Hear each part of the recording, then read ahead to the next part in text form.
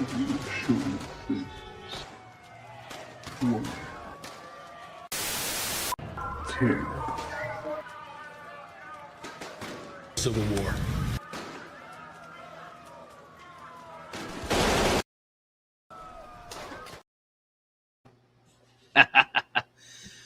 All right. Well, Another happy fun week. Commie Day, everybody.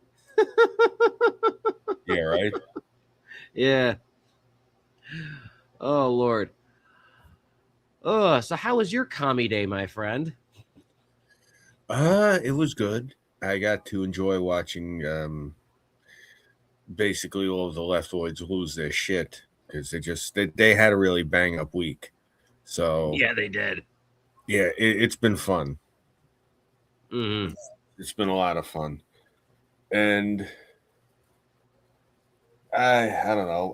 My week has pretty much not so much been dominated by communists. It's been dominated with trying to explain to people that the Supreme Court found in favor of the thing with the Republicans and the Democrats because what the Democrats are doing is illegal. Like no one seems to be understanding that, which is really sad that this many people are that uneducated. Yeah. I usually Whatever. wind up having this guy be more intelligent than people of that caliber. It's Yeah. relatively sad. Yeah, but otherwise, a remarkably quiet May Day. They really weren't out in as much force. I guess again because they've had so much of their power base disrupted over the past couple of months. I don't know. I don't want to say that they're reeling, but I think the majority of them had to actually concentrate on other affairs. At least by me. How'd it look by you? Oh, it's cold and miserable, man. Literally, I had to work that day, and I was very upset about it because I was like, I should have today off. I am basically a transplant, but still, fucking Chicago holiday. I had to work on it, so it kind of sucked, but work itself wasn't too bad. But when I checked Twitter and everything, pretty much the only people that went downtown because it was so unbearably cold were my favorite communists, the ones that make the newspapers. Oh, okay. Yeah. The friendly communists. Yeah, the friendly ones. Just funny as hell. Is like, awesome. That again it's so strange that friendly communists. It's hilarious. Oh, yeah. I gotta, once they publish it, I'm gonna go buy their newspaper for May Day of this year because I got their May Day one for last year. But yeah, from what I understand, they're like the only people that made it downtown because everyone else was like, "Screw this! This is cold." Yeah, I would have been one of those people. You know how much I hate the cold. Oh yeah. Yeah, thankfully it wasn't too bad. I was just laughing hysterically because I'm like, they're the only people that seem to have showed up. Wow. The good thing is next year it'll be on a Saturday, and hopefully it will be a lot warmer.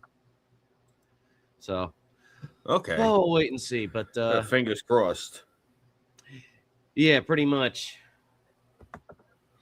But anyways, why don't we introduce ourselves? I wanted to start off with the, just the happy Commie Day to everyone on that. So I myself am the CEO. Yeah, exactly. This guy here is just a placeholder for the time being. And then we've got the editor here. Hello. I'm the editor in chief. How's everyone doing? Oh. All right, looks like we're going good on YouTube, Rumble, and BitChute. Gotta love it. All right. Beautiful. Yeah, beautiful. Yeah, no, I'm so glad that we can go to multiple locations at the same time. It's awesome. So if we get thrown off of one, we got more options. So it's good. Oh.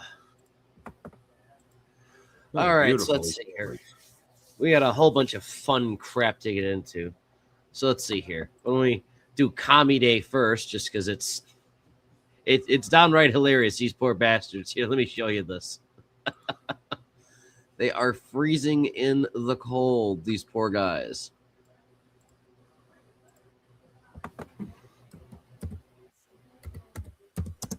That they got. Where is it? There we go. They got one of their chicks there. They got a handful of their other guys, and as you can see in the sea behind them, it's still all the same organization. All the same uniform crap.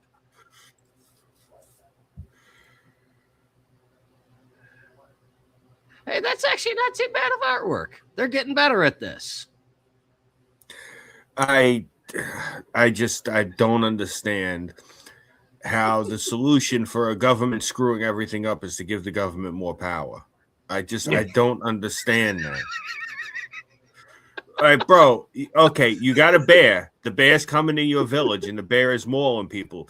The solution is not to go outside. Is not to arm everyone with stakes and have them go outside and wave the stakes at the bear. What the hell are you doing? That's what communism is. Like, oh wow, we got this problem with the government. I know. Let's just give the government more power. Okay, we got a problem with a bear in the village. Okay, everyone grab your stakes and go outside and make a lot of noise to get the bear's attention and wave the stakes at the bear. It's the same principle. It makes no sense to me. I'm sorry. It's just stupid. They got their little newspaper stand and everything.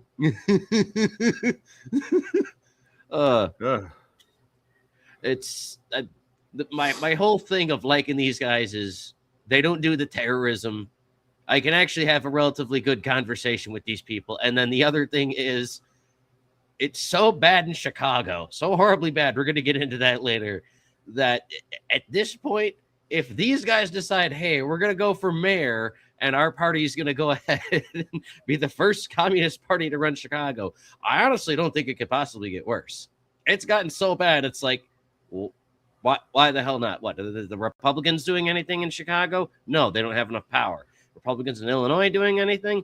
Not enough. They're doing some, but not enough. It's like, what do the libertarians do? Basically doing cocaine with Joe Rogan and LSD with, what was that guy? Gary Johnson? Whoa. The Colors Johnson. Yeah. In essence. So, yeah, it's like, the one thing is the Cubs fans, the Northsiders, all of them, or the areas of Chicago where these guys are probably from, they all love communism. So screw it.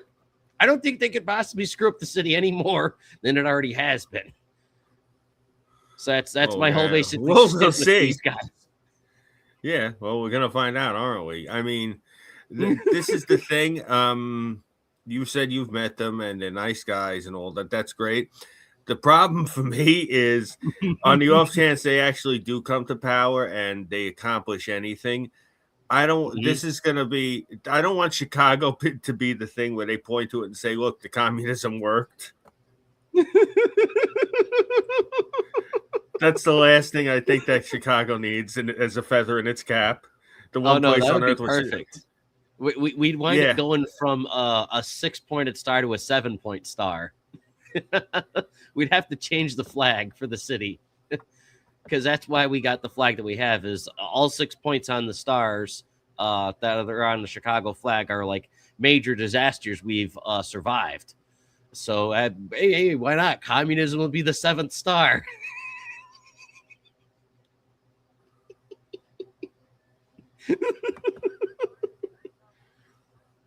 I honestly don't think it could possibly get any worse.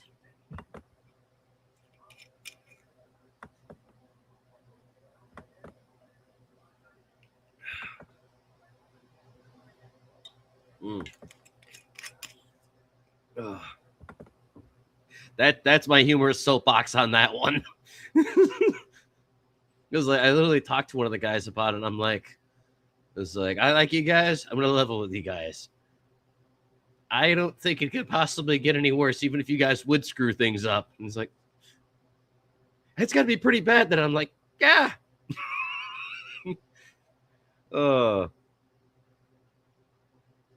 Oh Lord. Oh, and let me see here. I think we have. Oh, where is it here? The Russians had a parade for May Day.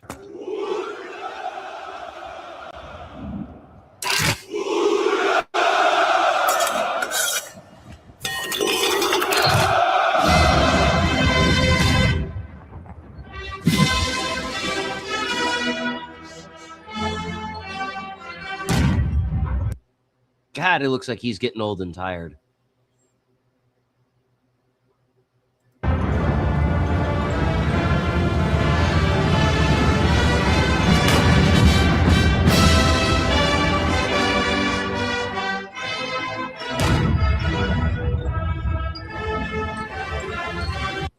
Jesus, look at how many medals this guy's got. That's a lot of medals. How many people did he kill to get all those medals? Jesus. Uniform doesn't look too bad, though. Kind of looks like they copied the United States Marine Corps and just Russified it.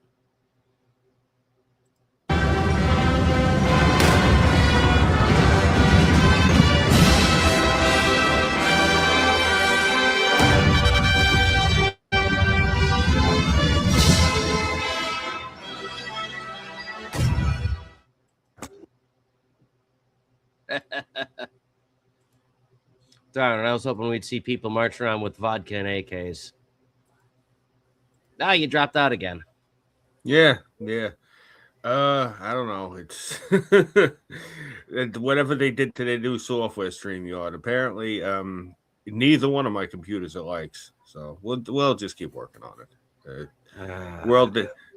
Yeah, I know. Well, it is what it is. If anything, the one thing we can do that would probably make it easier is we'll get you a phone. We'll get you a phone. We'll get you a stand for the phones. I've got tons laying around here. And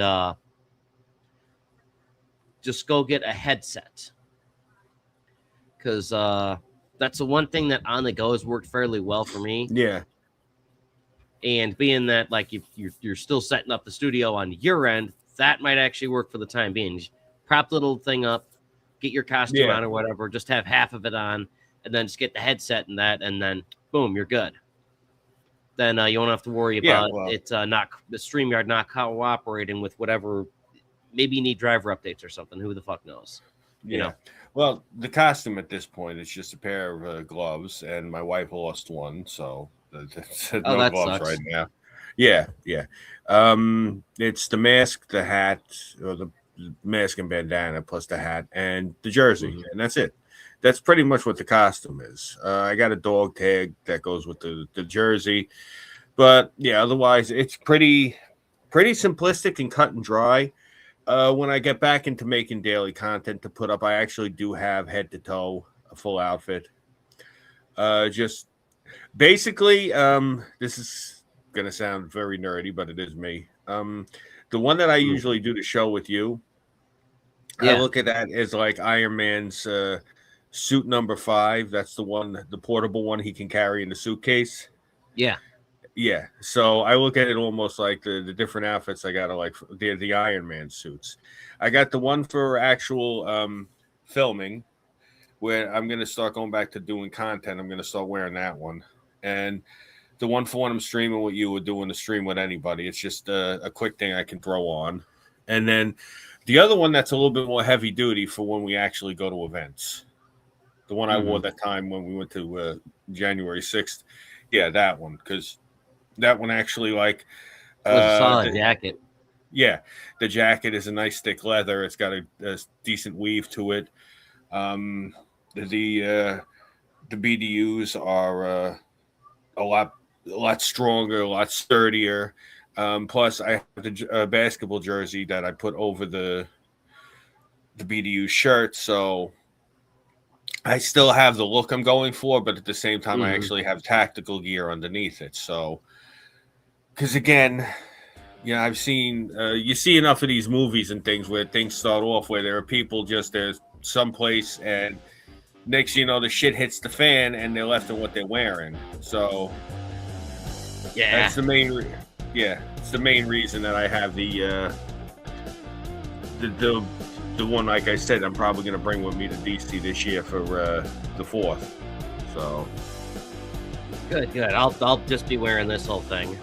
yeah, I'm gonna bring the other one for streaming, like, because I don't want to wear the whole one all day, and then later on at night when we go on, I'm gonna be too beat.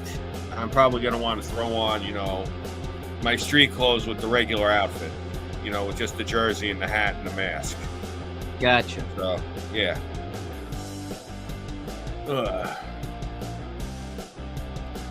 So, what other good stories do we got right now? Oh, well, aside from the Russians having a simple parade, I just showed that one. I was hoping to actually see them march around with AKs and shit, but artillery and Vladimir Putin and a few other people looking old and tired. We got Nick Shirley going to Cuba.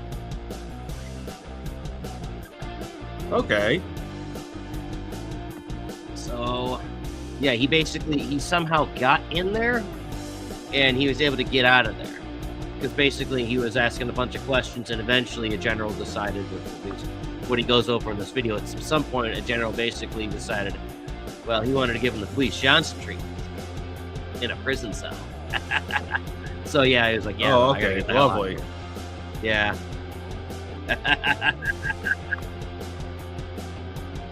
Communists, what are you gonna do? All right, let's see. Yeah, right. Nothing you can do.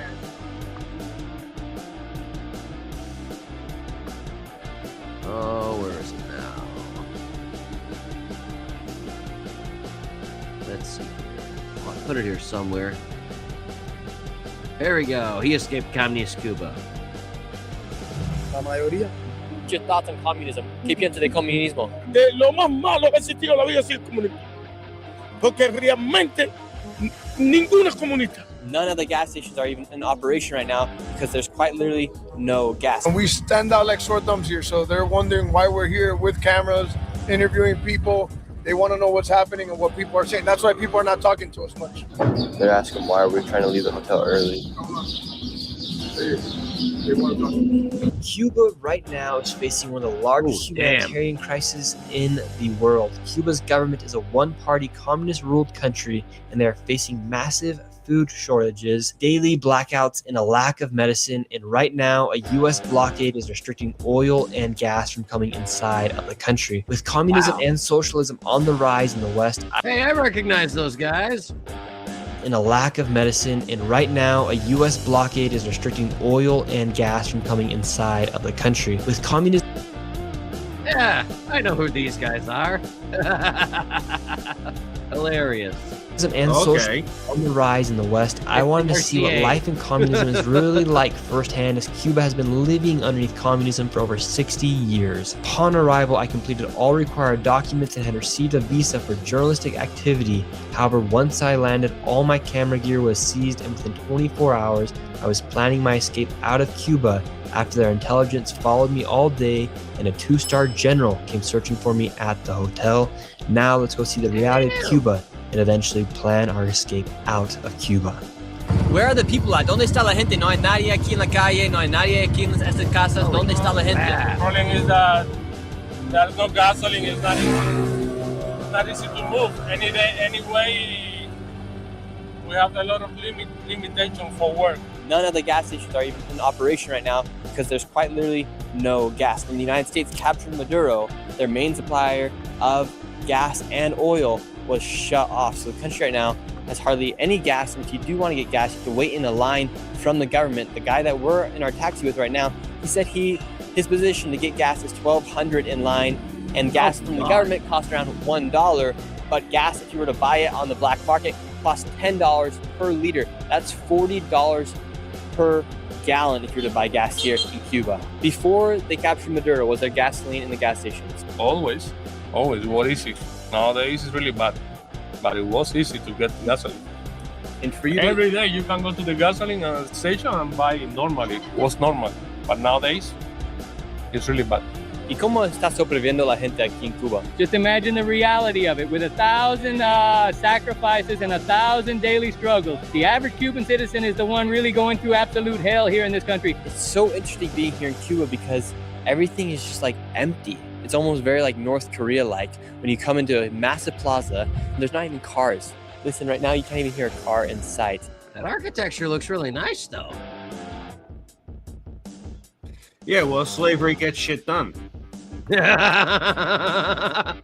Basically. And they have all this other portraits of people and past leaders of Cuba, yet there's hardly anyone even here. It's very strange here. They're saying that this is even more quiet than during COVID, during the pandemic. Less people are even leaving the streets than during the pandemic. That's how bad the crisis is right now. And the Cuban people simply just don't have money, and they also just do not have the resources like gasoline to be able to go out and continue their normal lives right now. We headed to a nearby hospital, and from this moment on, we noticed we were being followed by Cuban police and their intelligence after the word got out as asking people about communism. Inside of a communist country, there's no such thing as freedom of speech or freedom of the press. In fact, if you speak out against the current regime or against communism, your neighbor can then report you to an area inside of the neighborhood where the government or the police will then come after you. You have the risk of being imprisoned for speaking out against the regime. And what's the reality of living inside of communism? ¿Qué es la realidad de vivir en comunismo? Son presidentes todos, son jefes todos. El gobierno. Así que funciona. Hay mucha gente que está muriendo Que están muriendo. por el comunismo. Por eso mismo, porque no hay pastillas, no hay nada para darle a la gente. And what would be your last message to the people about living life in communism? Bueno, el último mensaje que daré es que lo más malo que hay aquí en Cuba es el comunismo, que viven todo en comunismo. Eso es lo más malo que hay aquí en Cuba ahora mismo, el comunismo. ¿Y qué piensa ahora de su propio presidente, Canal? Bueno, yo pienso que no tiene la capacidad para ser presidente, porque nos estamos muriendo de hambre. Si no trabajamos, nos morimos de hambre. And do you believe that it's the responsibility of the government to give food to the people? ¿Crees que es la responsabilidad del gobierno para dar comida a la gente? Sí, porque son los jefes, tienen que abastecer al pueblo. ¿Qué piensa de lo que está haciendo Donald Trump con el aceite y con la gasolina, como no está dejando gasolina para entrar?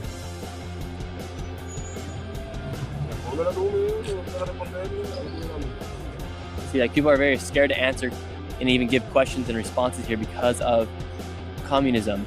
And because when you say communism, when they say that they control the food or they control the jobs, they also control the freedom of press here. So a lot of people aren't used to talking on camera.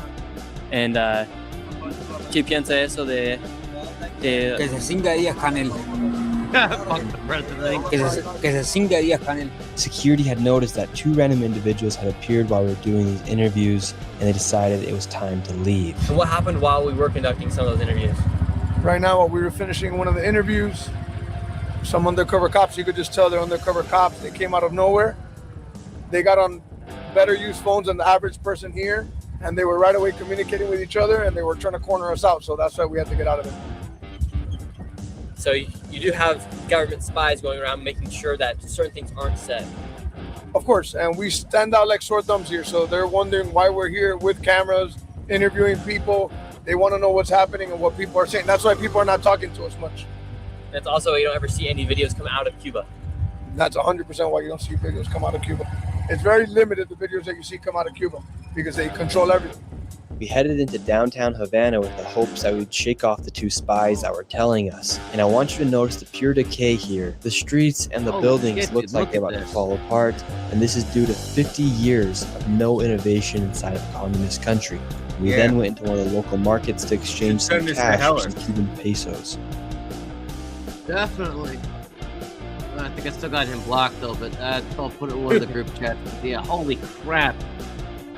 Yeah, this looks like Beirut, Lebanon or some shit. Yeah. It's just how I felt beaten up. I know I joke about where I live now, having unique Moldovan charm, but holy crap. Where I live look like the rich fucking Carlton compared to this. Yeah, right. Welcome to Cuba. And here in Cuba, their inflation is... Shit, sorry about that. What were you saying? I said, yeah, welcome to Cubana, hermano.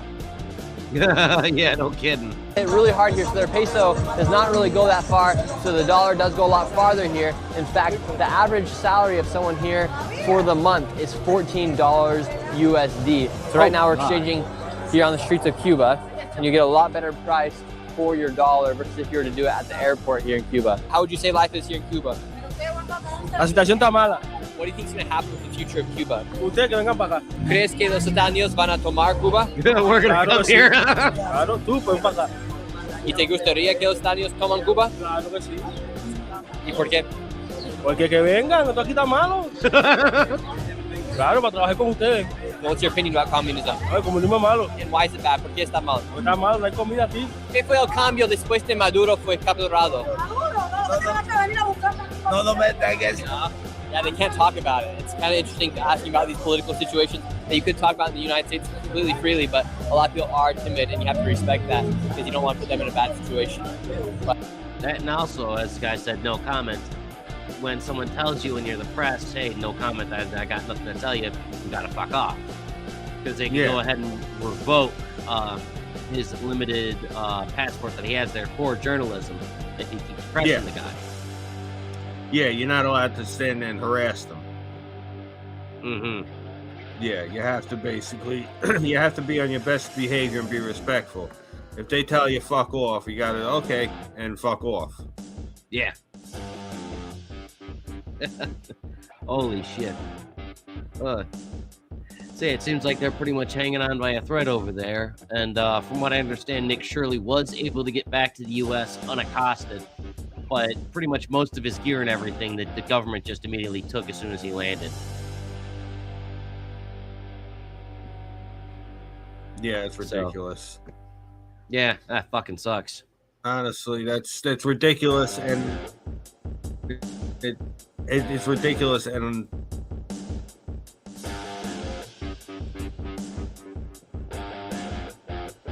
Ah, crap. Is your equipment bugging out again?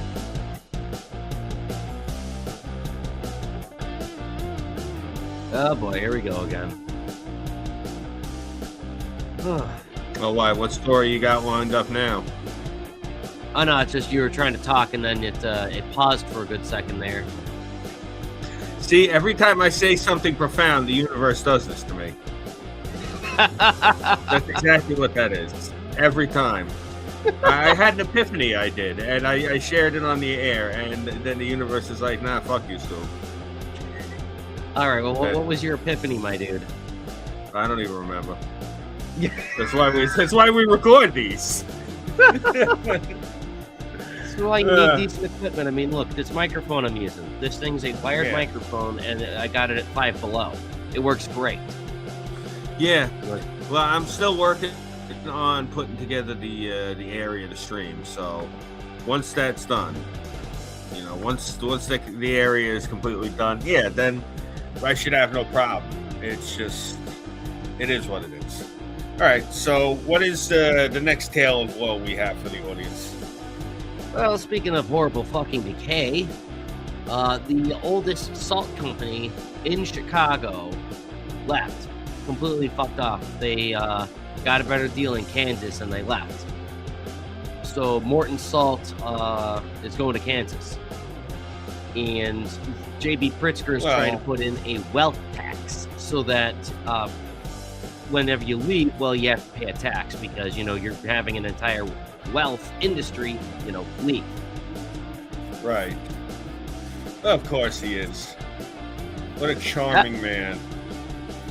Oh, absolutely fucking horrible. Let's see here. Where is it here? There we go. Are exploring an exit tax or wealth tax in order to combat revenue losses from residents fleeing to lower tax areas. Before we get into today's story, I just need you to picture something for a second. Your grandmother shakes a little blue and yellow canister over a pot of boiling pasta. Your father loads rock salt into a spreader before a winter storm hits the driveway. You've seen that umbrella girl your whole life, on the kitchen counter, in the garage, at the grocery store. She's not a brand you ever thought about. She's just always been there, as American as the cities she came from. That's Morton Salt, born in Chicago in 1848. Deeply rooted in Illinois for 176 years. One of the most recognized consumer brands in the history of this country. And now she's gone. Not retired, not scaled back, not consolidating a satellite office. The whole operation packed up and moved. And here's what nobody is connecting. The Morton Salt Girl didn't just move to Kansas City. She's a signal. She is the canary in the coal mine for an entire state that is quietly bleeding out one corporate address at a time. And when you see the full picture, and when you follow the money all the way back to Springfield, you'll understand why Illinois' own political leadership has no good answer for any of it. By the end of this video, you're going to understand exactly why Morton left, what the math looks like when a 176-year-old institution decides the state it was born in is no longer worth the cost, and why this story is not just about salt. It's about what happens to every person left behind when the businesses that built a city finally stop believing it. So make sure you like and subscribe so this reaches everyone. Yeah, it's unbelievably sad. Let me see if I can get to where they go over the taxes, because that's the main thing that just absolutely destroyed these guys. In the country, trailing only California and New York. The population only stopped falling recently because of a surge in international migration, not because Illinoisans stopped wanting to leave. A 2023 poll found that 47% of Illinois residents said they want to move out of the state. The number one reason they gave, every single time pollsters have asked over the past decade, is taxes. Not weather, not culture, taxes. Illinois loses a resident to another state every 9 minutes and 21 seconds. Almost every 10 minutes, there's somebody getting the hell out of the state. Think about that, man. Almost every 10 minutes, one dude gone. Yeah, well, well, that says a lot about how they're running your former state anyway. Yeah. God, they're doing the same thing in New York. They're doing the same thing in California. And I'm starting to believe what everyone says, that there's a cabal of rich people in Europe and Asia that just don't like this country and are trying to destroy it. It really is enough to make you start believing into that. Oh, I hear you. Oh, don't worry. We got some funny stuff to believe in after we get through a few of these things. All right, beauty. But yeah, here's how nuts it gets with how they break down the taxes, because I've seen a lot of lists that they would make for just like how bad things have gotten in Chicago year over year over year, and the people leaving have been like a major problem. Like Chicago's lost, 4 million people I think have left the city just because it's just gotten too expensive and it's gotten too violent. And for all intents and purposes, most people are like, yeah, the mayor basically told me to go fuck myself and leave, so I did. And now the governor's trying to tell me to come back and pay taxes so I can leave. Yeah, that sounds about right. Stupid fucking Democrats. Unbelievably stupid, yeah. And while that is happening, the response from Springfield has not been to lower the corporate tax rate, not been to reduce the regulatory burden, not been to make Illinois more competitive for the exact companies and high earners who generate the lion's share of tax revenue. Instead, proposals have been circulating to raise the corporate income tax further. The Chicago Teachers Union has pushed for a package of 9 new or higher taxes, totaling more than $7 billion. There is pressure to eliminate the constitutional flat income tax and replace it with a progressive structure that would push the burden even higher on the people and businesses most capable of leaving. Think about the logic of that for just a second. The state is watching companies pack up and leave. High earners are relocating in record numbers.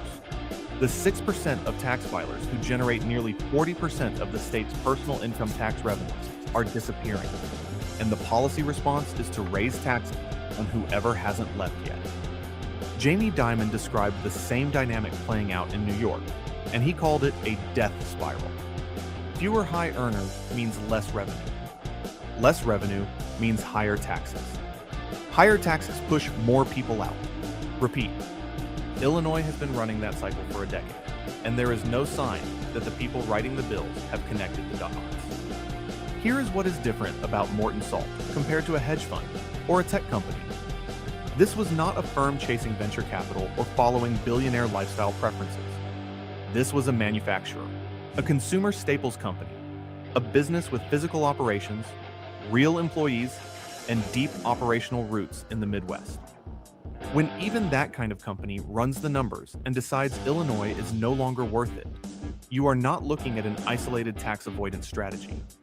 You are looking at a structural environment that has made staying a harder choice than leaving. And it isn't just Morton noticing.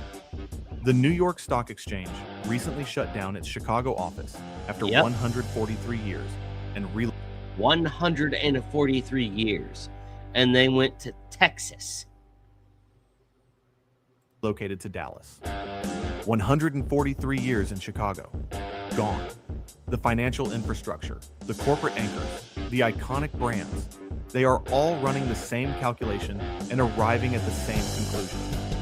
Now, to be fair, this is not the end of Illinois. Chicago is still a major city. The state still has incredible assets, extraordinary universities, deep talent pools, strong healthcare, and logistics sectors. There are businesses that are doubling down in Illinois, and that matters. Resilience is real, but resilience is not the same as immunity. And a state that is watching its corporate base migrate, watching its population decline, watching its GDP growth lag the national average by more than half. A state that is responding to all of that by proposing higher taxes and more regulation. That state is placing an enormous bet that the institutions and people who built it will keep staying out of loyalty or inertia or the simple weight of history. Morton Salt stayed for 176 years. It stayed through the Great Depression. It stayed through the post-war boom. It stayed through every cycle of Chicago's growth and contraction. And then it looked at the numbers, looked at the options, and signed a 10-year lease in Kansas. Let's bring it all the way back to where we started. That little girl with the umbrella. Yeah, that's how bad.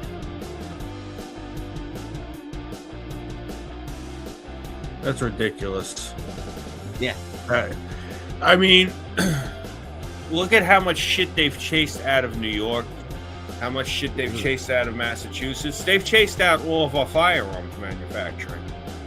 Yeah. Like, yeah, it's insane. There's Jesus. I'm trying to remember the company, but there's a company that produces firearms just in the suburbs in Illinois, and they've been like, okay, depending on how the assault weapon ban goes, we might have to get out of here because all their stuff that they make is just AK platform stuff. They're basically like an Illinois version of Century Arms. It's insane.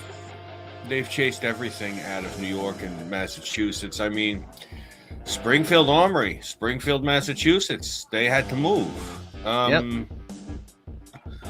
Savage Firearms, Savage Arms was in Ithaca, New York, upstate. They're no longer there.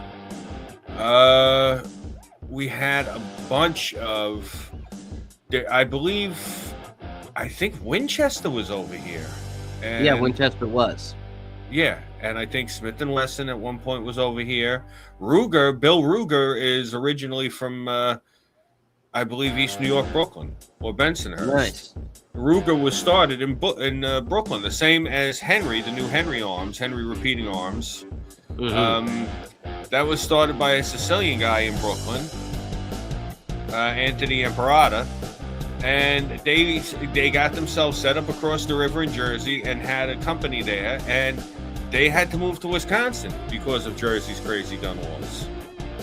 Yeah. So, and that's just we're talking the gun laws. I mean, they killed them with that, and now with their taxes, they're killing everything. I mean, that crazy AOC chased Amazon out of here. They were going to make New York the hub for their entire East Coast, not just Florida and Maine. I think all the way up to like parts of Canada. And possibly, yeah. Yeah, she screwed us out of would be a windfall of trillions. This dumb bitch screwed us out of, and they want to put her in the White House. What the hell is wrong with these people? Yeah, we kind of had a similar thing with Chicago, like how in the video he mentions logistics and that. Most of the logistical companies in Illinois are far outside of Chicago. They might have a hub there or center, but unless you're basically a major union CDL firm, you're not going to have a warehouse in Chicago. Like, I've worked in tons of them, and just about every single one, it's like non-union. It's okay, you're going to have to go to like Tinley Park. You're going to have to go to Orland Park. You're going to have to go to Joliet. You know, you're going to have to go to like Oak Park or, you know, some places like that where, you know, you're way the hell out there. Because, you know, outside of Cook County, it's like, okay, your taxes are relatively lower. But for all intents and purposes, it's just, you know, they've chased out 10 major companies. They've chased out Citadel. They've chased out the New York Stock Exchange. They've chased out Morton Salt. And I'm just waiting to see who the hell else they chase out. I mean, the Bears are leaving. The Chicago Bears are going to wind up being the Hammond Bears at this rate, with how things are going. You know, and everyone over in Lake County is like concerned about a 1% tax because they're like, okay, well, we think this is how we can bench it. And then the whole thing with the AI center and then the utilities going through the roof and all that crap and being under an investigation. It's like, yeah, that's nothing compared to what Chicago's got going on. Oh boy, you know, they're you know. A lot of crazy shit, man. A lot of crazy shit. Absolutely. But yeah, that's the main. That was like one of the reasons why I wanted to cover that in particular is because this is an ancient company. Yeah. Even I know who the hell they are. Yeah, because I remember. That's the thing. Yeah, they're Americana. It's, you know, you tend to know Morton Salt. Mm-hmm. If you've ever had a grandmother you helped to bake cookies, you know, she says, sweetheart, grab me the salt. Which one is the salt? It says Morton. It's got the little girl with the umbrella. Okay, grandma, you got it. You know, that's like a thing. Yeah. Yeah, the stadium that they got in Kansas, they actually have like a Morton mascot. That's how big their 10-year contract is over there. Over in Kansas, it's like, yeah, we're gonna you know, have a stadium for you. We're gonna have this giant office building for you. You mind your heart's content and everything, like you're in Minecraft. You know, do your thing. And here, by the way, we got this pretty blonde girl that can be your mascot. And it's just like Morton's like, shit, we ain't going back. You kidding me? Yeah. No, Mayor Brandon Johnson would basically try and tell Morton that they need to put an emaciated Pan-African socialist terrorist with a rusty AK as their damn mascot. You know, they couldn't have like the classic blonde-haired, you know, completely yellow Morton girl with the umbrella. You know, you'd have to have some frothing at the mouth, you know, psycho. You know, because he's all about his, it's the Civil War, it's ethnocentric. You know, that's because he's an idiot. Oh, yeah. Unreal. Fucking terrible. Yeah, it really is. It's a sad day. I mean, by the time we're old men, we're going to be talking about all this stuff that used to be here that people are going to look at us like we're crazy. And in our day, it was just treated as a matter of fact. Like, Morton Salt was a staple for Chi-Town. So, yeah, I'm you know, it's... Same with the Chicago Bears, man. Yeah. You know, it's... I mean, there are still people now in their 80s around here that still talk about the Brooklyn Dodgers. They've been the Los Angeles Dodgers since the late 50s. Damn. Yeah. And people still talk about, you know, I'm never going to forgive the Dodgers. You know, they have to come back. And people are like, bro, it's going on 70 years. Let it the fuck go. Yeah, and they're not coming back. It's too expensive. There are people that are even a little bit older than that They remember when the Giants were here because the Giants left first. Mm. The Giants were not the football team. I think they're the San Francisco Giants, the baseball team. They left here. They were originally over. They were originally over in Queens at the Polo Grounds, and then the Dodgers left right after the Giants. So it was the Giants, the Dodgers. I think that was the only two teams we lost, and that was part of the reason that they did all. What had happened was Robert Moses did all his urban renewal, and he destroyed all the neighborhoods. So the baseball teams wound up leaving because what had happened was they tore down the projects. So now all the project people had nowhere to go, and that's when we got the crime waves in New York that we never had before. That's when all of a sudden you had rape and murder and shootings all went through the roof. It was never like that here. And yeah, we had the same thing here when they got rid of the mega structures and the projects and that in Cabrini Green. Yeah,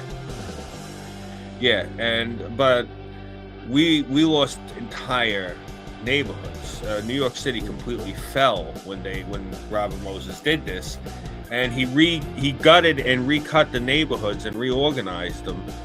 So you had all these, how do I put this, ne'er-do-wells. You had all these ne'er-do-wells, all these people that did not share any of the cultural cues, traits, or norms of the people who already lived there.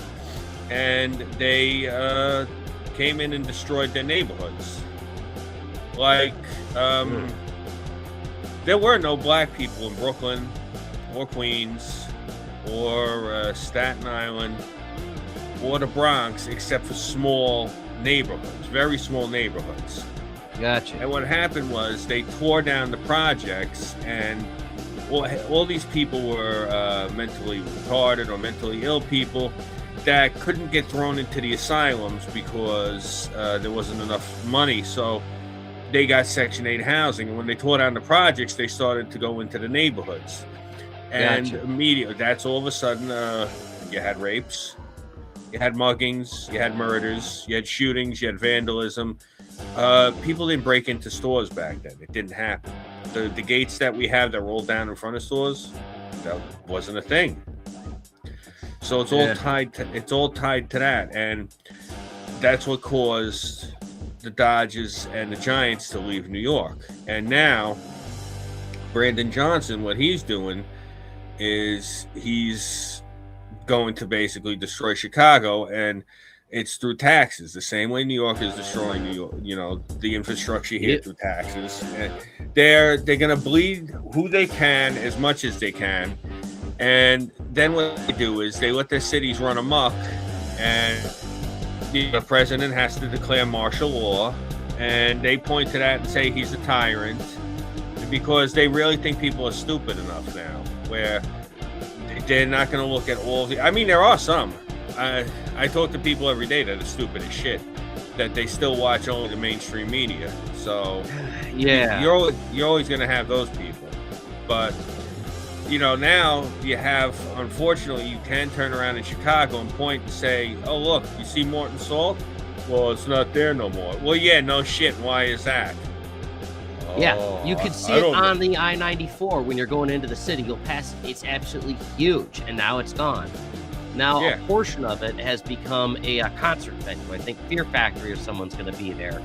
But, yeah, it's like, that's it. It's gone. It's like, oh, no, that's the Rock Shack or whatever the hell they call it now. It's insane. And, Jesus. Yeah, I'm going to wait and see how many more businesses decide to leave. I mean, I know there used to be a lot more paper companies than that, but there wasn't a lot of money in it. And if you didn't toe the political line, then you'd basically get bothered by the city of Chicago until you basically up and leave. Lovely. Like there was, I'll have to go through my collection of newspapers, but there was one that I had gotten to where it was a Chicago newspaper company, but because they got harassed by the city ad nauseum for being right wing, they went to Hammond or Highland in Indiana, and then they kept pumping out the papers to Chicago. And when they went to go pass the Safety Act, they basically sent everyone in the city of Chicago a free copy just because of the Safety Act. And they went through a whole list of people that were basically going to be released on the streets, like pedophiles and arsonists, because, it's, COVID. And it's like, I'm not worried about a damn virus. I'm worried about this arsonist and this pedophile you're letting out. What in the hell? Yeah.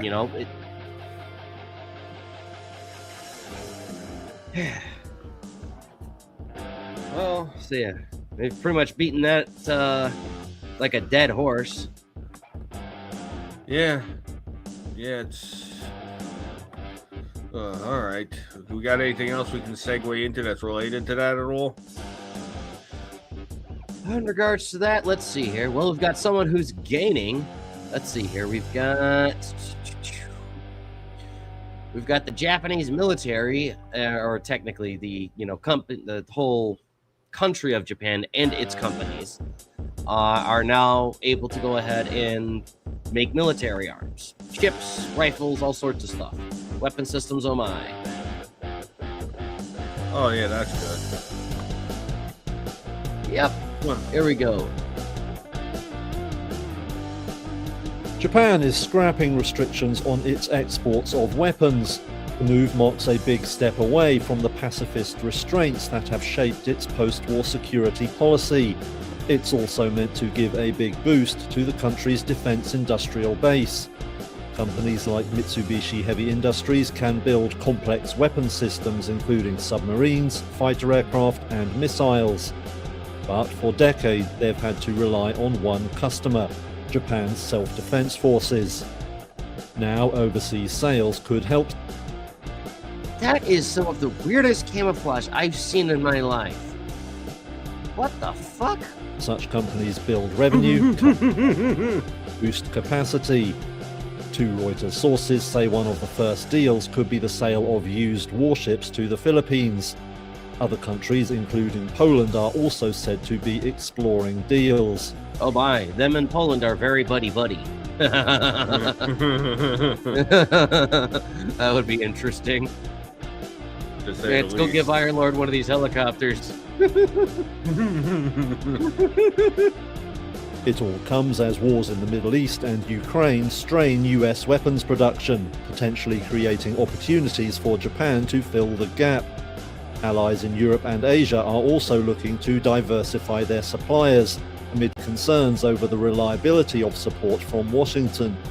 The changes approved by Prime Minister Sanai Takaichi's government retain a commitment to strict screening, controls on transfers to third countries, and a ban on sales to nations involved in conflict.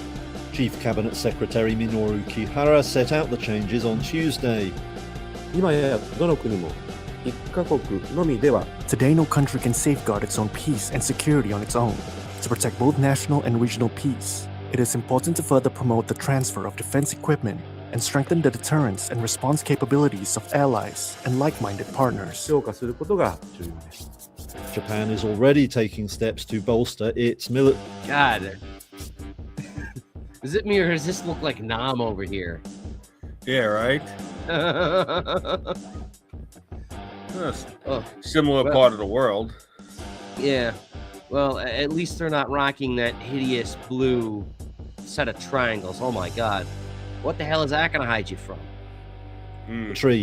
Increasing its spending and buying missiles, jets and drones to deter any threat from China. It's also developing a next-generation jet fighter with Britain and Italy for deployment in the mid-2030s. Not bad at all. Yeah, very cool. Yeah, so while we are throwing missiles all over the place, they're trying to give us missiles. Yeah, I mean, I guess because most of the people that were involved in World War II were almost dead. So, I mean, they're not supposed to arm, neither are the Germans. We kind of we're a little bit more restrained with the Germans when we let them off the chain. And to be fair, that Leopard tank that they cranked out is amazing. Oh, it's fucking phenomenal. Yeah. So, and I've seen some of the shit the Japanese have been working on in the past 10, 20 years. So, I don't want to say I ride the fence on letting the Japanese get back to building weapons again. I mean, we did it with the Germans. We let them, and instead of trying to conquer the world, they became the beta cucks of Europe. Who the fuck saw that coming? So maybe, maybe if we let the Japanese, start making weapons again, they'll turn them into pussies too. So, yeah, all right. I mean, it worked with the Germans. So who the fuck it's hilarious. knows? Yeah. So I'm hey, all right. At this point, let them do. I mean, we got better nukes this time around too. If they act the fool, we can always just bomb the shit out of them again. And this time we'll make it stick. Damn it. So we'll make it stick. Yeah. So hey, go right ahead. Mazel tov. All right. So that one was interesting. What was I trying to think of here? I know that there's other shit been going on, like the redistricting and a few other things that they've been up to. Oh yeah, we've got wild stuff with that going on.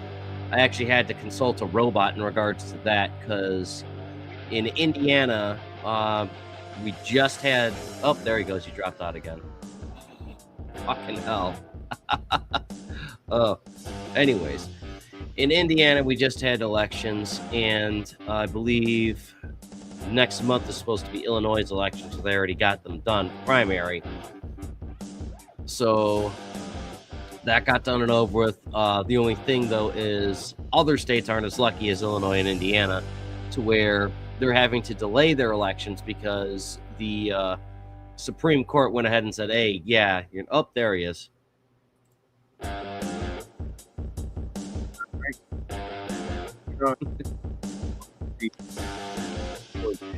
Same problem again. Yeah. So I gotta stop doing that. But I completely forgot the thing with the Boeing, the B-52. Yeah. They're finally, first time since the 60s, they're upgrading the engines, and apparently they're upgrading with the engines with the same engines again. They're upgrading the same engine with the same engine? Yeah, apparently they must just probably reinvented the same design using all modern tech. So it's the same engine, but modernized. Okay, that's not too bad. Yeah. Yeah, let's get a look at that. Let's see here. Where is that? There we go. Boom. All right, come on, play, Dan. Well, the B-52 might just fly forever, but its 1960s era engine certainly won't. And that's why it's such a big deal that the mighty Buff is finally getting all new and much more efficient turbofan engines. Now, the B-52 Stratofortress has been a staple of American air power since 1955, with the last new B-52 airframe delivered to the Air Force 64 years ago now. But despite its advancing age, this heavy payload strategic bomber keeps finding new uses for the Air Force. In fact, the B-52 is now expected to stay in service for the foreseeable future, while new bombers built to replace it, like the B-1B Lancer, aren't expected to see the end of the 2030s. So how has the B-52 managed to stay airborne for so long when much newer aircraft like the A-10 are considered too outdated for the modern fight? Well, it really comes down to a combination of the B-52's design intentions and the role it ultimately found itself filling for the Air Force. The B-52 was over-engineered right from the start, partially because it was being fielded amid a rapid technological transition from prop-driven to jet-powered aircraft. But Also because the bomber was always meant to be capable of delivering nuclear weapons. Now that means the B-52 needed to be able to fly great distances with massive payloads, with plenty of space to add upgrades down the road, while still being tough enough to withstand air-to-air combat back when even the B-52 came equipped with a tail gunner. As the years pressed on, all that extra space for upgrades came in really handy, and the B-52 became America's premier missile truck, and honestly, a lot more. With its external pylons originally rated to carry huge 5,000-pound munitions, and later upgrades aiming to increase that to nearly 20,000, B-52s have become priceless air-launched test platforms, deploying everything from the Mach 6.7 rocket-powered and manned X-15 back in 1959 to the Air Force's latest AGM-183 Arrow hypersonic missile in testing just last year. And like the B-52's missile truck role, these jobs don't require aggressive wing-bending flying to be accomplished. And that is important because it's played a huge role in the B-52's longevity. Newer bombers like the B-1B Lancer were designed for low-level penetration flying nap of the earth and maneuvering around the terrain. In comparison, B-52s fly a lot more like commercial airliners, engaging targets from so far away that the massive buff doesn't even show up on radar. But believe it or not, the B-52 is still flying with the same 8 practically ancient Pratt & Whitney TF-33 turbofan engines that it started out with, each of which produces around 17,000 pounds of thrust, and the B-52's classic smoke trails. Now, despite limited upgrades over the years, these engines are just way too old to keep in service. In fact, they've been out of production for as many years as I've been alive. And you won't be surprised to hear that engine technology has actually matured a lot since then. So now the B-52 will receive 8 new Rolls-Royce F-130 turbofan engines derived from their much more efficient BR-725 commercial engine. Now these new... So you're telling me we're giving this thing Rolls-Royce engines. Holy shit. That's fucking nice. Yep. Yeah, that's exactly the plan. Holy shit. Yeah, it's gonna make those things really nice. Man. You know, this is, again, this is part of what I voted for. You know, I expected all this shit to be going on, so this is exactly what I wanted. Definitely. It's good that that dinosaur is still ticking, and it's exceptionally well that Rolls-Royce just went ahead and said, hey, you know, we got something that can actually fill that. You know, you can get rid of that old stuff, you can get our new stuff in there, and it's gonna run all the same. You know, no Wi-Fi, Bluetooth bullshit, just better fucking engines. You know, that's awesome. You know, shoot. I'm looking forward to this. You know, the Japanese are going to have all these goofy looking blue pyramids floating on the ocean, and we're going to be flying these motherfuckers overhead at Mach 12. Yeah, because what we did was we perfected the design. If it ain't broke, don't fix it. That's the reason that the B-52 has not changed since the 50s, because there's no reason for it. Yeah. It works perfectly fine. Mm-hmm. The cross section gives you the most lift for that design. It carries the most payload. The design is perfect, so there's no reason for them to change it. Makes sense to me, man. Yeah. All right. And so, yeah. So you want to get into the funny stuff now, or you got to go Well, take a leak? We can do an intermission if you want. You can do an intermission. Go right ahead if you gotta take a leak. All right, let me go ahead and share. Where is it? Where is the... Excellent. Nope, there it is. Okay, so I'm going to mute our background music now that I actually remember to turn it on for a change. And I'll go ahead and use the can and all that. Here's our AI music video for the show. Let's see here.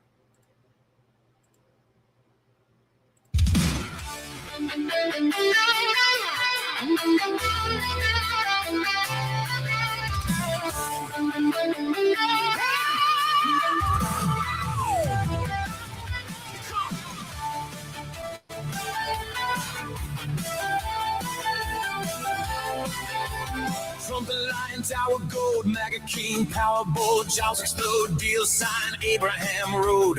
Peace aligned, warp speed wind, borders tight, deep state down, shining light.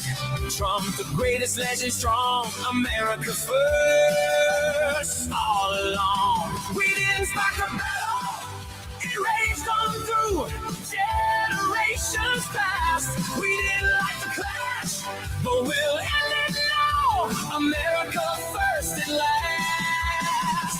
Vance ascends, JD Keen, LNG, Hard Truth Scene, VP Strong, Workers Call. America first, no forever war. Vision bright, heartland pride, pure might. Vance the thinker, steel so true. Solve the fight, pulls us through. We didn't spark the battle, erased on through generations past. We didn't light the clash, but we'll end it now. America first and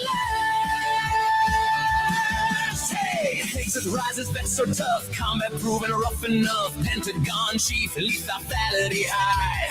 Warrior code touches the sky. The rating is sharp, standards pure, arsenal strong. Secure, hangs of leads, might unbound. Freedom's gone all around. We didn't spark the battle, erased on through generations past. We didn't like the clash, but we'll end it now. America first and last. Rubio swords, Marco eyes, Florida dog, eagle eyes, State Department king, allies tight, freedom rings, day and night. Warrior stand, Hong Kong bold, Latin four stories told. Rubio sharp, voice so grand, heroes call, takes command. We didn't spark the battle, it raged on through generations past. We didn't light the clash, but we'll end it now. America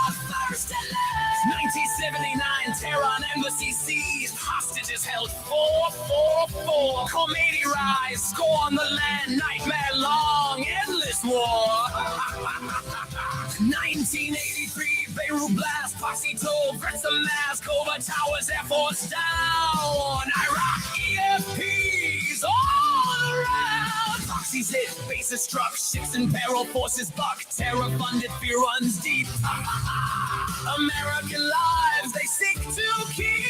Nukes advance, Prince grow gold, regimes rage uncontrolled. Toast is clear, acts with might, no more weak, brings a fight. We didn't spark the battle, it raged on through generations past. We didn't like the clash, but we'll end it now. America first and last. Trump the lion, accept the shield, Rubio the hawk.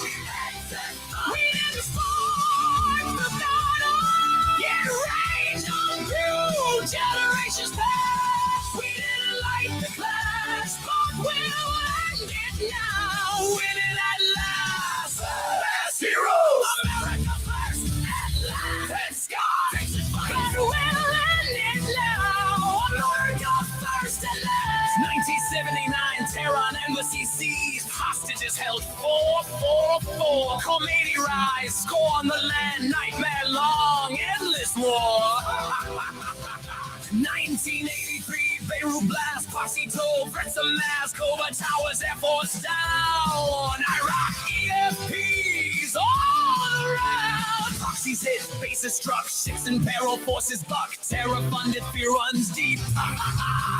American lives, they seek to kill. Nukes advance, Prince grow gold, regimes rage uncontrolled. Toast is clear, acts with might, no more weak, brings a fight. We didn't spark the battle, it raged on through generations past. We didn't like the clash, but we'll end it now. America first and last. Trump the lion, accept the shield, Rubio the hawk. We didn't spark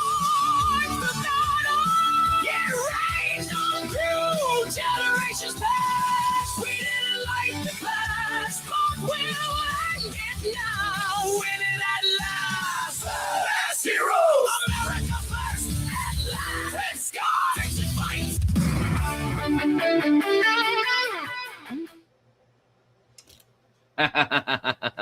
That was insane. All right.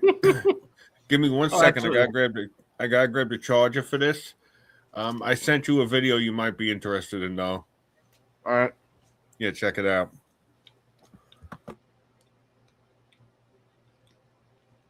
Oh, that's not bad. Yeah, try throwing it on really quick. You gotta get a kick out of it. All right, yeah.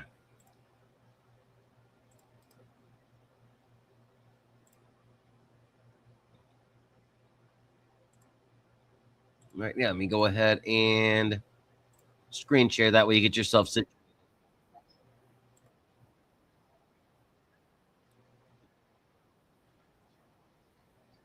Miles while doing it. They said he couldn't win. The polls were all pretend. He looked that mountain in the eye and made the curve just grin. Talks like a fifth grader, thinks like Sun Tzu. You're busy fact checking while he's rewriting you. He's warping reality, twisting probability.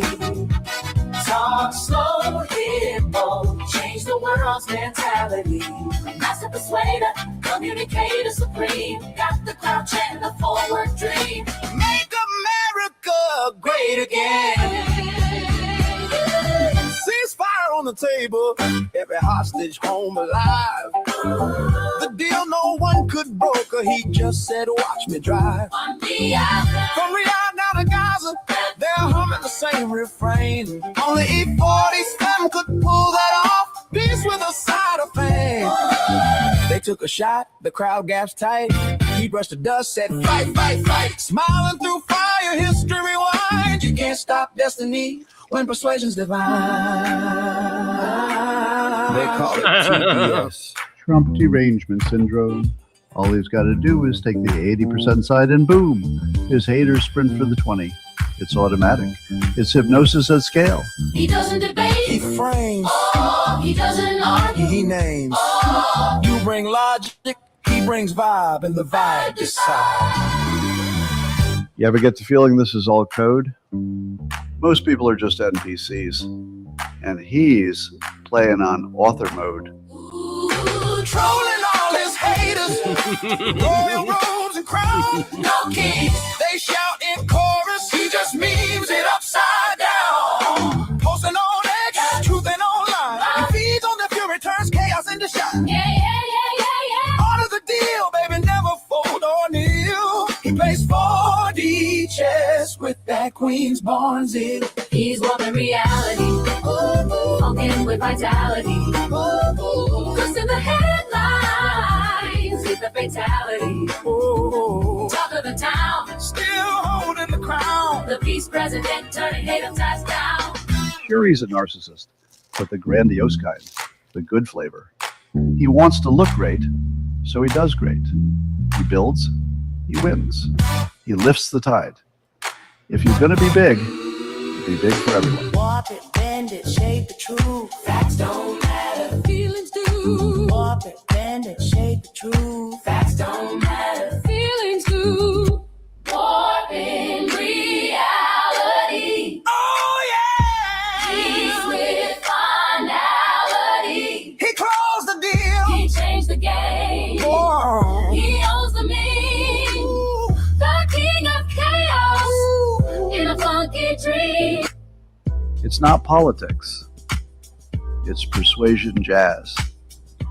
And baby, the groove is real. Feelings do.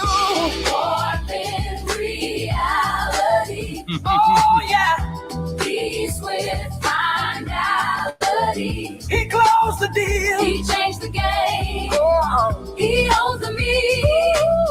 The king of chaos.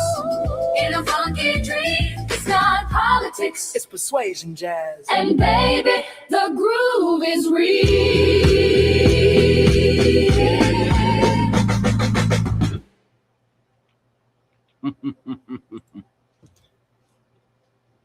That one's not too bad either.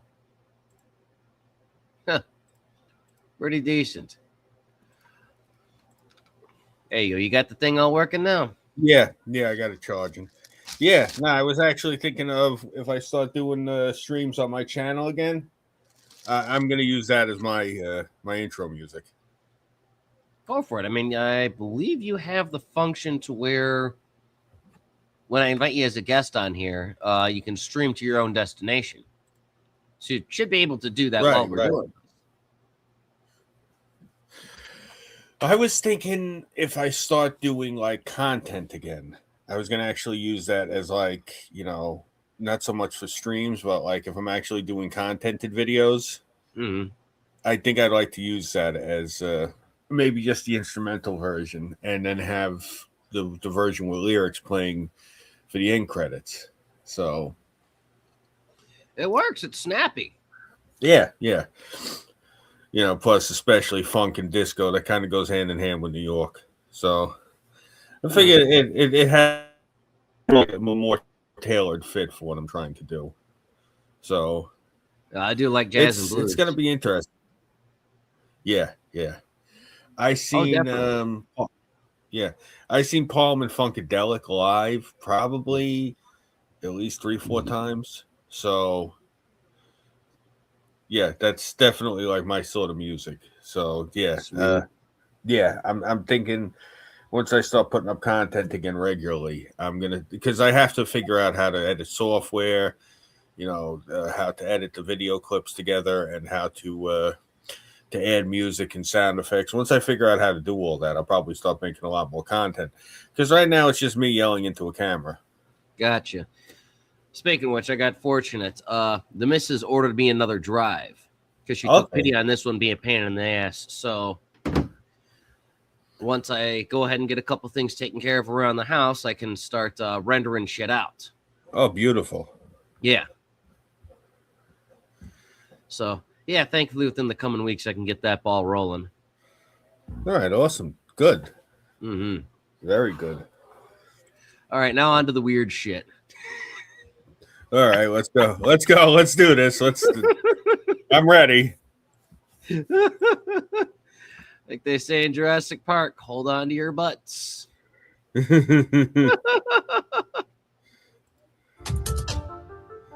New tonight, the release of federal government files on UFO sightings. Some are compelling, and mysterious videos were included. ABC's Christiane Cordero has the details. A trove of images showing decades of unidentified objects is sparking curiosity among starry-eyed enthusiasts. The Pentagon releasing photos, videos, and reports of some 400 unresolved UFO sightings from the past 80 years, including this infrared video from 2013, taken somewhere in the Middle East by the U.S. military. It appears to show a star-shaped object flying erratically and leaving a trail behind.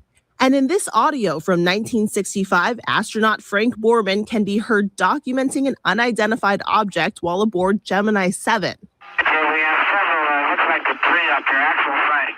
NASA transcripts from 4 years later are also part of this release. Buzz Aldrin telling the government he saw a possible laser in space. And these images, taken from the Apollo 17 mission in 1972, show strange lights observed in space from the moon. Every Apollo mission has reported similar lights. There are these really cool snapshots of what it's like to be an astronaut, exploring new things for the first time, and then to see things that they at first couldn't explain. The Pentagon says this is the first of what will be several declassified document dumps about the unidentified object sightings at the direction of President Trump.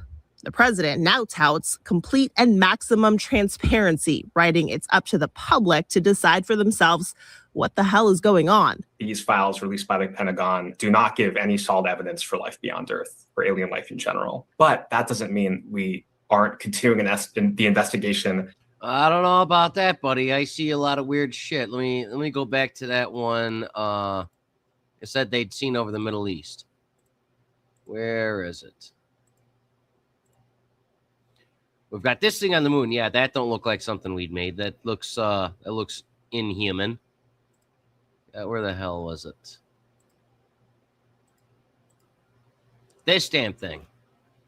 flying erratically Who and the leaving hell a is gonna trail make something behind. like this? And in this audio from Like seriously, that like what? You think India's gonna invent something like that? I don't know. That seems a little out there. It's probably just the way the camera's catching it. That's the Could reason. be. That's why it looks like the North Star. Basically. Doesn't mean we aren't continuing the investigation and the search for life. Christiane Cordero, ABC News, Washington. And in regards to all of that, there's my favorite old ass conspiracy about these fuckers being on the moon.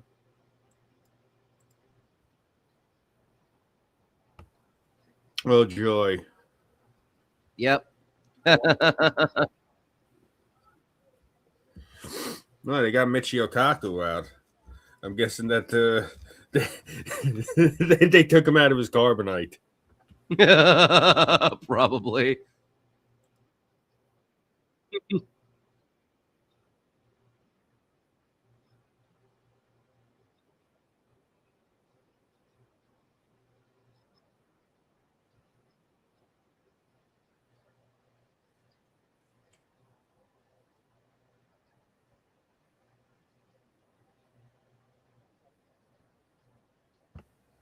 All right, so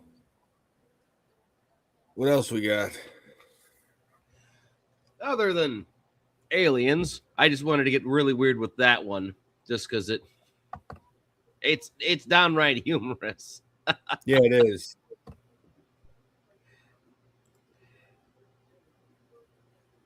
No, but this guy, aside from his supernatural stuff there, so let me see, where is the actual, okay, here's the SS stuff. Let me find it. Here we are. This is the damn thing I'm waiting to see for them to fucking unclassify.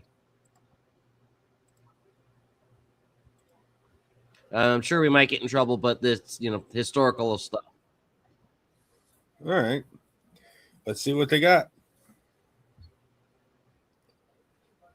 Could be interesting either way. So what do we got here?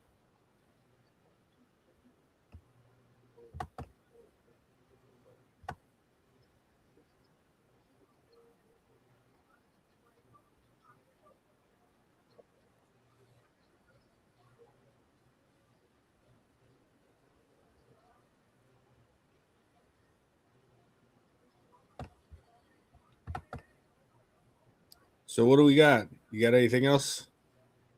Yeah. I'm sure this one's going to bore the crap out of you. Like, no, I'm open-minded. I'm waiting to see if any of the weird crap that they're going to be releasing just so happens to be these Hannabergs or whatever the hell they call them. Because there's the one thing I'd laugh about constantly is shit like this. And then this anthropologist actually goes ahead and starts looking into a whole bunch of stuff, and it's like, oh wow, okay, so that movie Iron Sky might actually have some legitimacy to it. That's kind of disturbing. Yeah, that's the whole thing. Yeah, because the whole thing is this got covered up by the DOD and the FBI, if any of it's true, and it basically went that as Tim Kennedy many years ago and a few other people were able to prove, and I think President Milei in Argentina recently declassified some documents. It basically meant that near the end of Germany's Third Reich, when they had the siege of Berlin going on, Hitler basically got in a plane, went with a few people, went to Spain, and his last orders were like, all right, for anyone who wants to keep fighting, basically get on a sub and go to Antarctica. I'll wind up meeting you there, or, get your ways through the rat tunnels to the Catholic Church and meet me over in Argentina. He basically had like these two wild plans, or the one with Antarctica and all that was basically as soon as word got out that he fled to Spain and then went to Argentina, basically these guys that were in the various parts of the SS, like the Vril, decided, all right, well, he's liquidating us, so let's get the hell out of here. Well, where the hell are we going to go? Oh, we've been building that outpost over in Antarctica, so fuck it, we'll go there. So basically, the Vril, the Thule, and a whole bunch of other people basically went up there and then took all their alien stuff that they made and fought us off when we invaded them to try and finish the fight. And then I went to the moon. Yeah. So that's some wild shit if it's true. Yeah. That's why I wanted to show a little bit of that, because there was like the whole thing that kicked a lot of this off was it was in the 60s or the 70s. There were a whole bunch of UFOs that were like right above the White House, and allegedly it was these moon Nazis were basically like, all right, well, now you're gonna surrender on our terms. We never give up. And supposedly, yeah, they're still hanging out there on the moon doing Pervitin and all that shit. All right, so let me see if I've got this straight. Yeah. The whole reason that we've been covering up UFOs for the past 80-something years is because we didn't want the public to know that the moon was infested with Nazis that were high on meth. Yeah.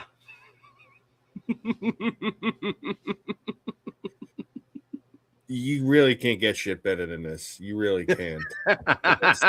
Yeah. Wow. Just wow. Yeah, just I high on have meth. no other word. Fucking wow. Holy shit. Ugh.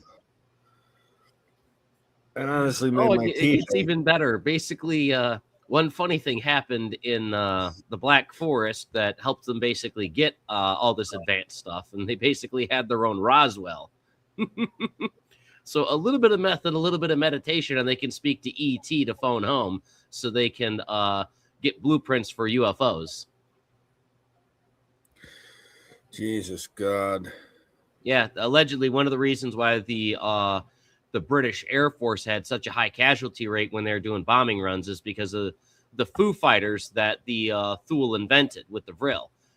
They basically wound up being small like EMPs. Oh, lovely. Yeah. Jesus. So yeah, basically, we agreed to a conditional surrender when they flew their shit over the White House, and then they came out of their little UFOs, and Goose stepped into the White House and said, these are our terms. We're going back to do math on the moon.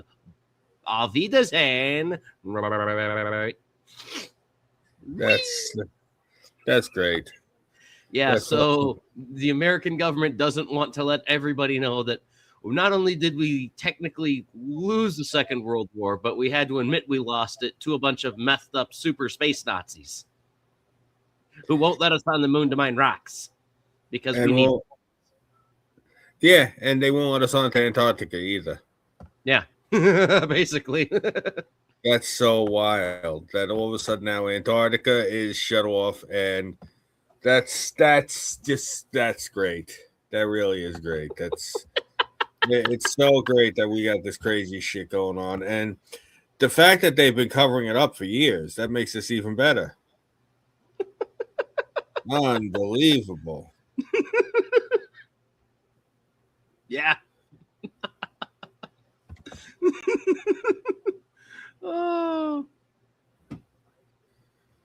That's why I wanted to wait with this one. It's out there. Yeah. Yeah. I definitely out there that's a good way of putting it. Definitely out there. Great. It's that. Some would say it's galactic. Oh, good Lord. It's wild. That's the best way I can put this. It's beyond wild. Oh, yeah. And again, same as always. Second verse, same as the first. I can understand when they say they wanted to protect the American people because, I think a lot of people would freak the fuck out if they found out that, the Nazis have become unbeatable and they're on the moon. Yeah. Yep. I mean, it's there one of was those that things. guy in the Israeli Air Force who was saying that they were fighting UFOs, so They could be fighting the moon Nazis. Yeah, and I mean it kind of. Well, the other thing is that they can't admit it because everyone's going to say the same thing. If there's Nazis on the moon, why haven't they Death Starred Israel? And that creates a real problem now if you think about it for the Israelis, because people can turn like, yeah, why haven't they Death Starred you if they wanted to kill you guys so much? They have the technology and the capabilities. Why haven't they just pushed the button and boom, no more Israel? It could be that they don't give a fuck about the Jews. That really would. I mean, oh my God, can you imagine if it came out? Yeah, we're asking the Nazis, and the Nazis are like, no, we never gave a fuck about the Jews. We just wanted them out of our country. We didn't actually give a shit about these people. Basically. Oh my God. Like, imagine it. They're just that like, would yeah, that would be insane. That, or maybe like Israel has some type of super weapon, because I know the one conspiracy from years ago was that the Russians basically had an anti-UFO laser that they've been using to like fight off UFOs out of Russian airspace. And like they literally have like some type of like video game style Black Ops Spetsnaz teams to where so from the USSR to now, they've been zapping UFOs down that just crash all over AK country, and then they go send the Spetsnaz to go mag dump into the fucking ETs to make sure they're dead.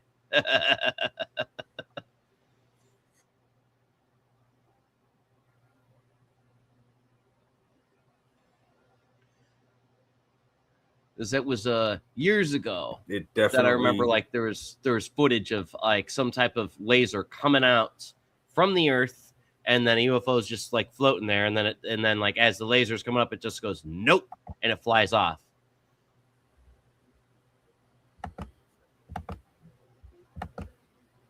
Lovely. Yeah. I personally, I don't like UFOs. I don't like any of that shit.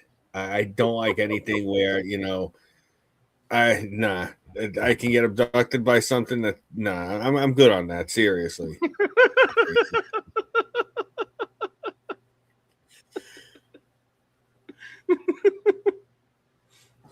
It's like all those idiots that stormed Roswell. Like, okay, you liberate an alien. Do you think that thing's going to be thankful human for helping me? That your countrymen have had me locked up for God knows how long. Thank you. No, he's not going to be too thankful. He's Probably gonna going be to kill pissed. you on the spot. Yeah. Oh Lord Yeah. Almighty. Yeah. Oh, the whole rabbit hole with all of that stuff gets like downright humorous, where it's basically the moon Nazis basically have a space passport system to where it's like, okay, on this day, yeah, you guys can land over here and take some rocks, but the space VR comes by at 6 p.m. You have to be out here by 6 p.m. Space VR will be very angry. Revoke your access to the moon. Shit like that.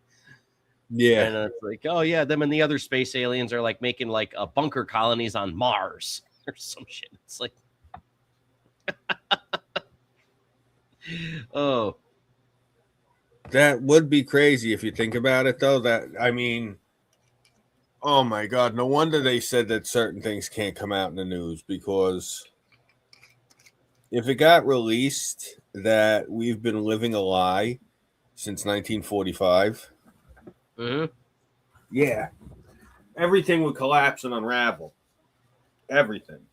I mean, that's never mind- basically, yeah, that's basically it.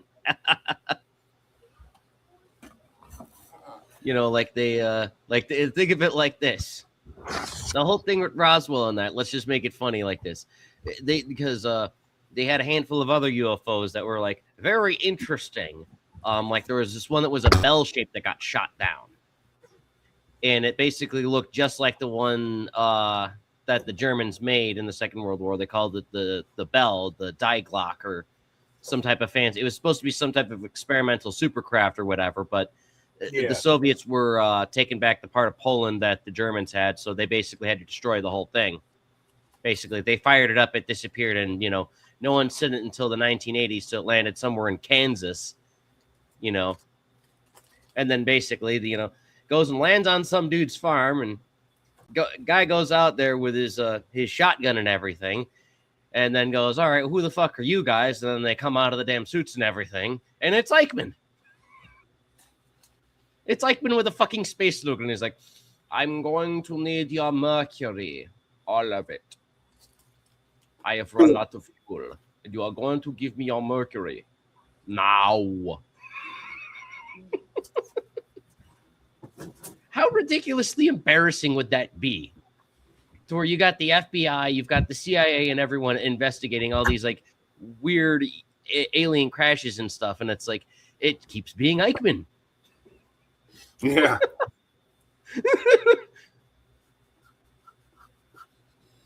Well,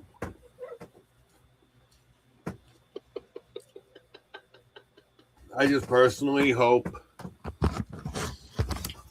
that it doesn't turn out that they've been lying for like the past 80 years and it's the Nazis. Yeah. Oh my God, bro. These kids, these leftists, how crazy they are. Uh-huh. You realize how many of them will try to hijack boats to get to Antarctica to go fight the Nazis? Oh my God, that would be hilarious. It would. Absolutely, because from what I understand, and with what happened with High Jump, is they had all like these Hanneberg UFOs and all this stuff that they've been using, and they were able to actually get enough resources to Antarctica to where they actually had like a self-sustaining colony, like, you know, a city of Hamburg or some shit like that there. And they improved the thing, so they work really well. And they're like basically bombing the crap out of us, like we're bombing the crap out of Iran right now. And they're like, yeah, you guys aren't going to be doing anything. And like the most we did is like put a dent in one of the reinforced walls of their fortress, and that's it. You know, couldn't down a single fucking UFO, didn't even bother, because after the first couple volleys, it's like, yeah, they're just dancing around our missiles and bullets. So it's like, all right, we'll shoot where they're coming out of and see if we hit something. And that's basically the best we got. Yeah, my understanding is with High Jump, we lost bad. Oh, yeah. That was terrible. You got a complete one-sided ass whooping. I mean, do you know anything about High Jump? Yeah, I've seen tons of documentaries on it.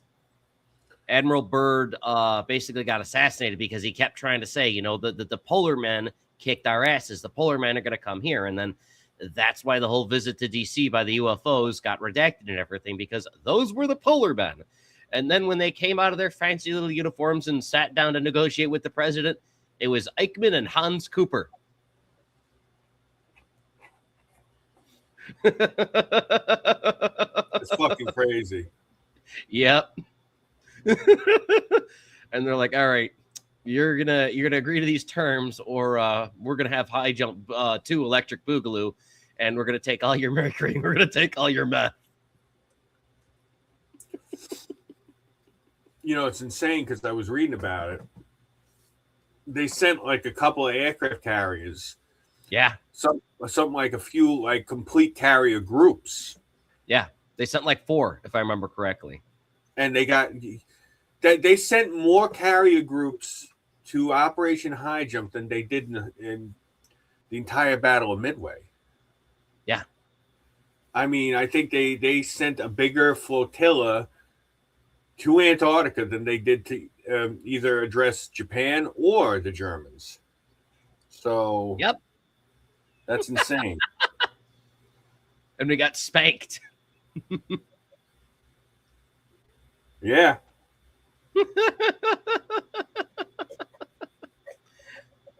Yeah, so that's yeah, think of stuff like that coming out.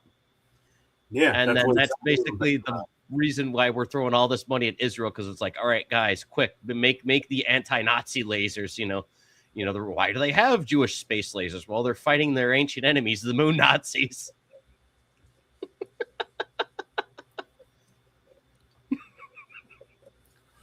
Well, no, let's think about this for a minute. Maybe the reason this country is so committed to helping Israel is Remember the Nazis made that deal with the Grand Mufti? A while ago. I don't know too much about it, though. Well, let me ask you this. All right. Let's say everything now we were just talking about with the moon Nazis and everything, that's legit. Uh-huh. So this surge of Muslims going all over the place, maybe that's backed by the moon Nazis, and that's the reason the Europeans aren't doing nothing, is because the Nazis are letting the Muslims do all the dirty work and conquer Europe. And they're basically being told, yeah, no, you're not going to do anything. Just let them take over. Well, the shoe could possibly fit with that because there were the Bosnian Muslim Handschar SS. So, hey, it could be, you know? I mean, think about it. It would make sense why the Europeans are just rolling over for these Muslims. If the Muslims' agreement with the Nazis still stands, then that means it has to be honored, and that means that these are basically the descendants of the Mufti's troops doing what their grandfathers did. Yeah, because they were considered Aryans. Right. You know, because their whole thing wasn't just, oh, the blonde hair and the blue eyes and that. It's like, no, you know, did you go back to like all the ancient territories and that, and Iran is, you know, the Aryans. Mm-hmm. So yeah, that was one of the reasons why they made those agreements. It's like, yeah, you if you guys come over here to the Third Reich, yeah, you're gonna have the same rights as everyone else here. You know, your Aryans were Aryans, we're just different Aryans. You know, that's why they were digging up over in India looking for stuff. Yeah, so it makes sense. And the first thing Trump did when he got in was the Space Force. Yep. We're going to take the moon back from Adolf Hitler. It's going to be great. We can mine rocks on there and not have to pay ridiculous fees or work around a Fuhrer's time. There's going to be Trump time, baby, okay? No space mecha Hitler. Not going to happen. Space Force is going to take back the moon for these United States and the whole world. I could totally see it. Yeah, so can I. That's why I brought it up.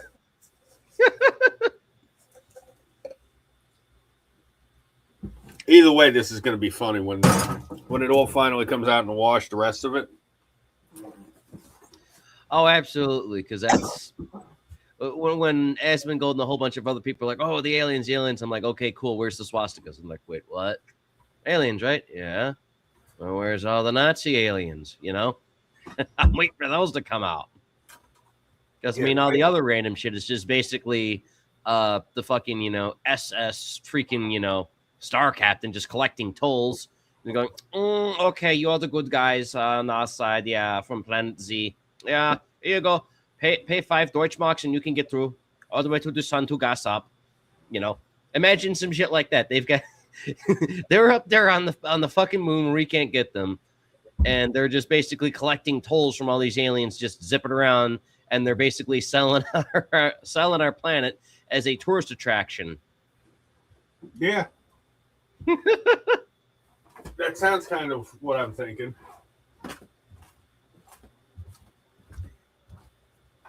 I wouldn't ask them, would you?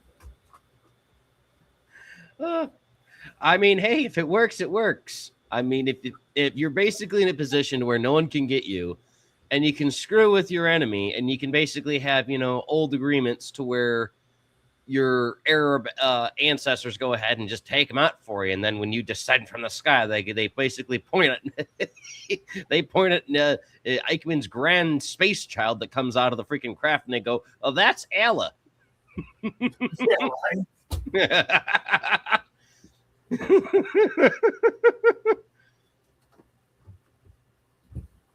You know, because Germany's had trouble with a handful of the Muslims before actually shouting, you know, about how they like Hitler. So, I mean, could be a far-flung one out there. We could see that possibly.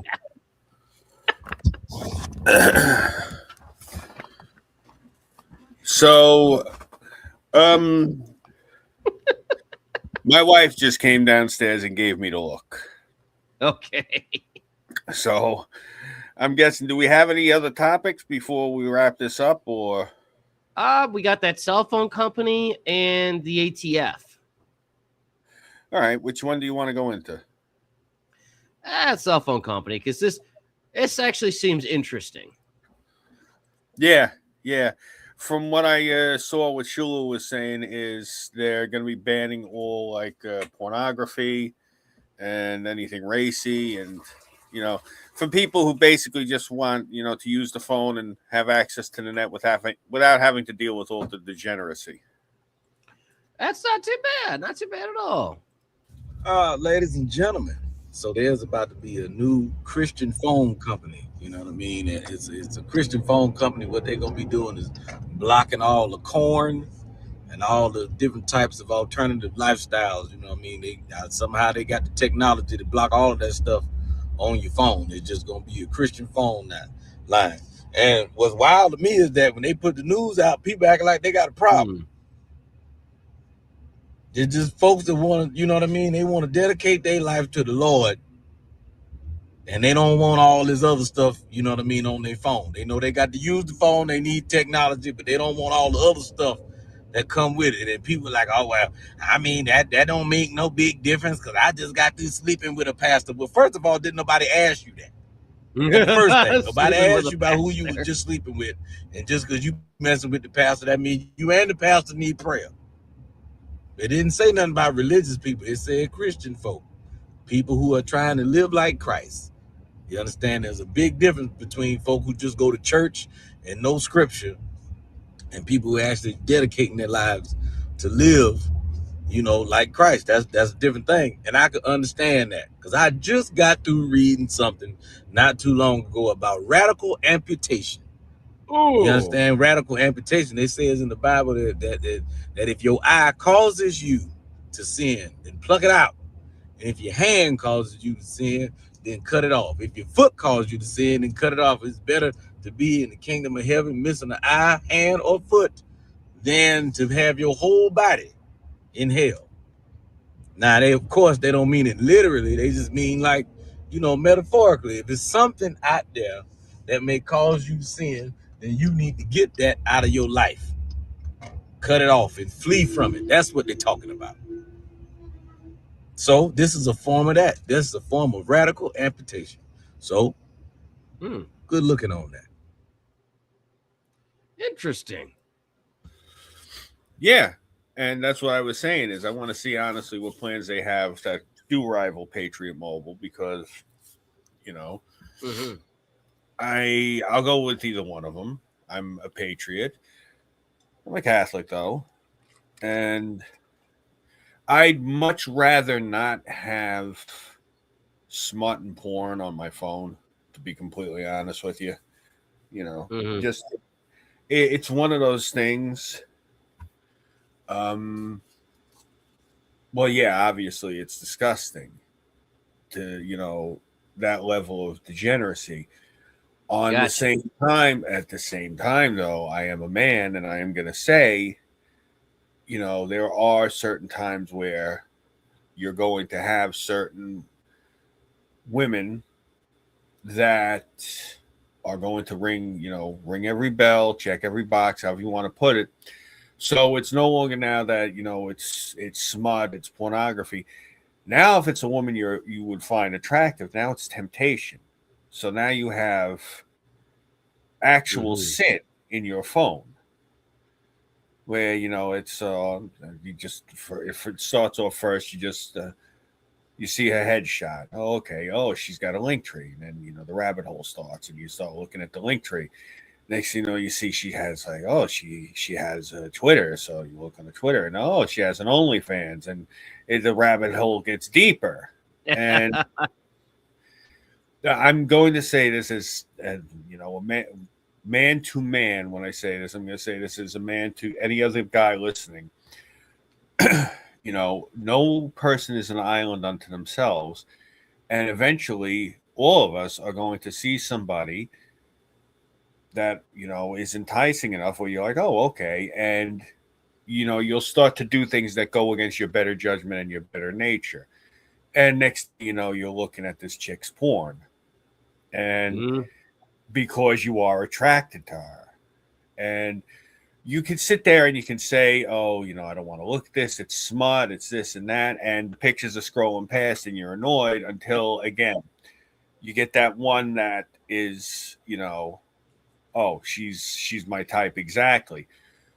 So better to just not have access to begin with, because it's like playing Russian roulette.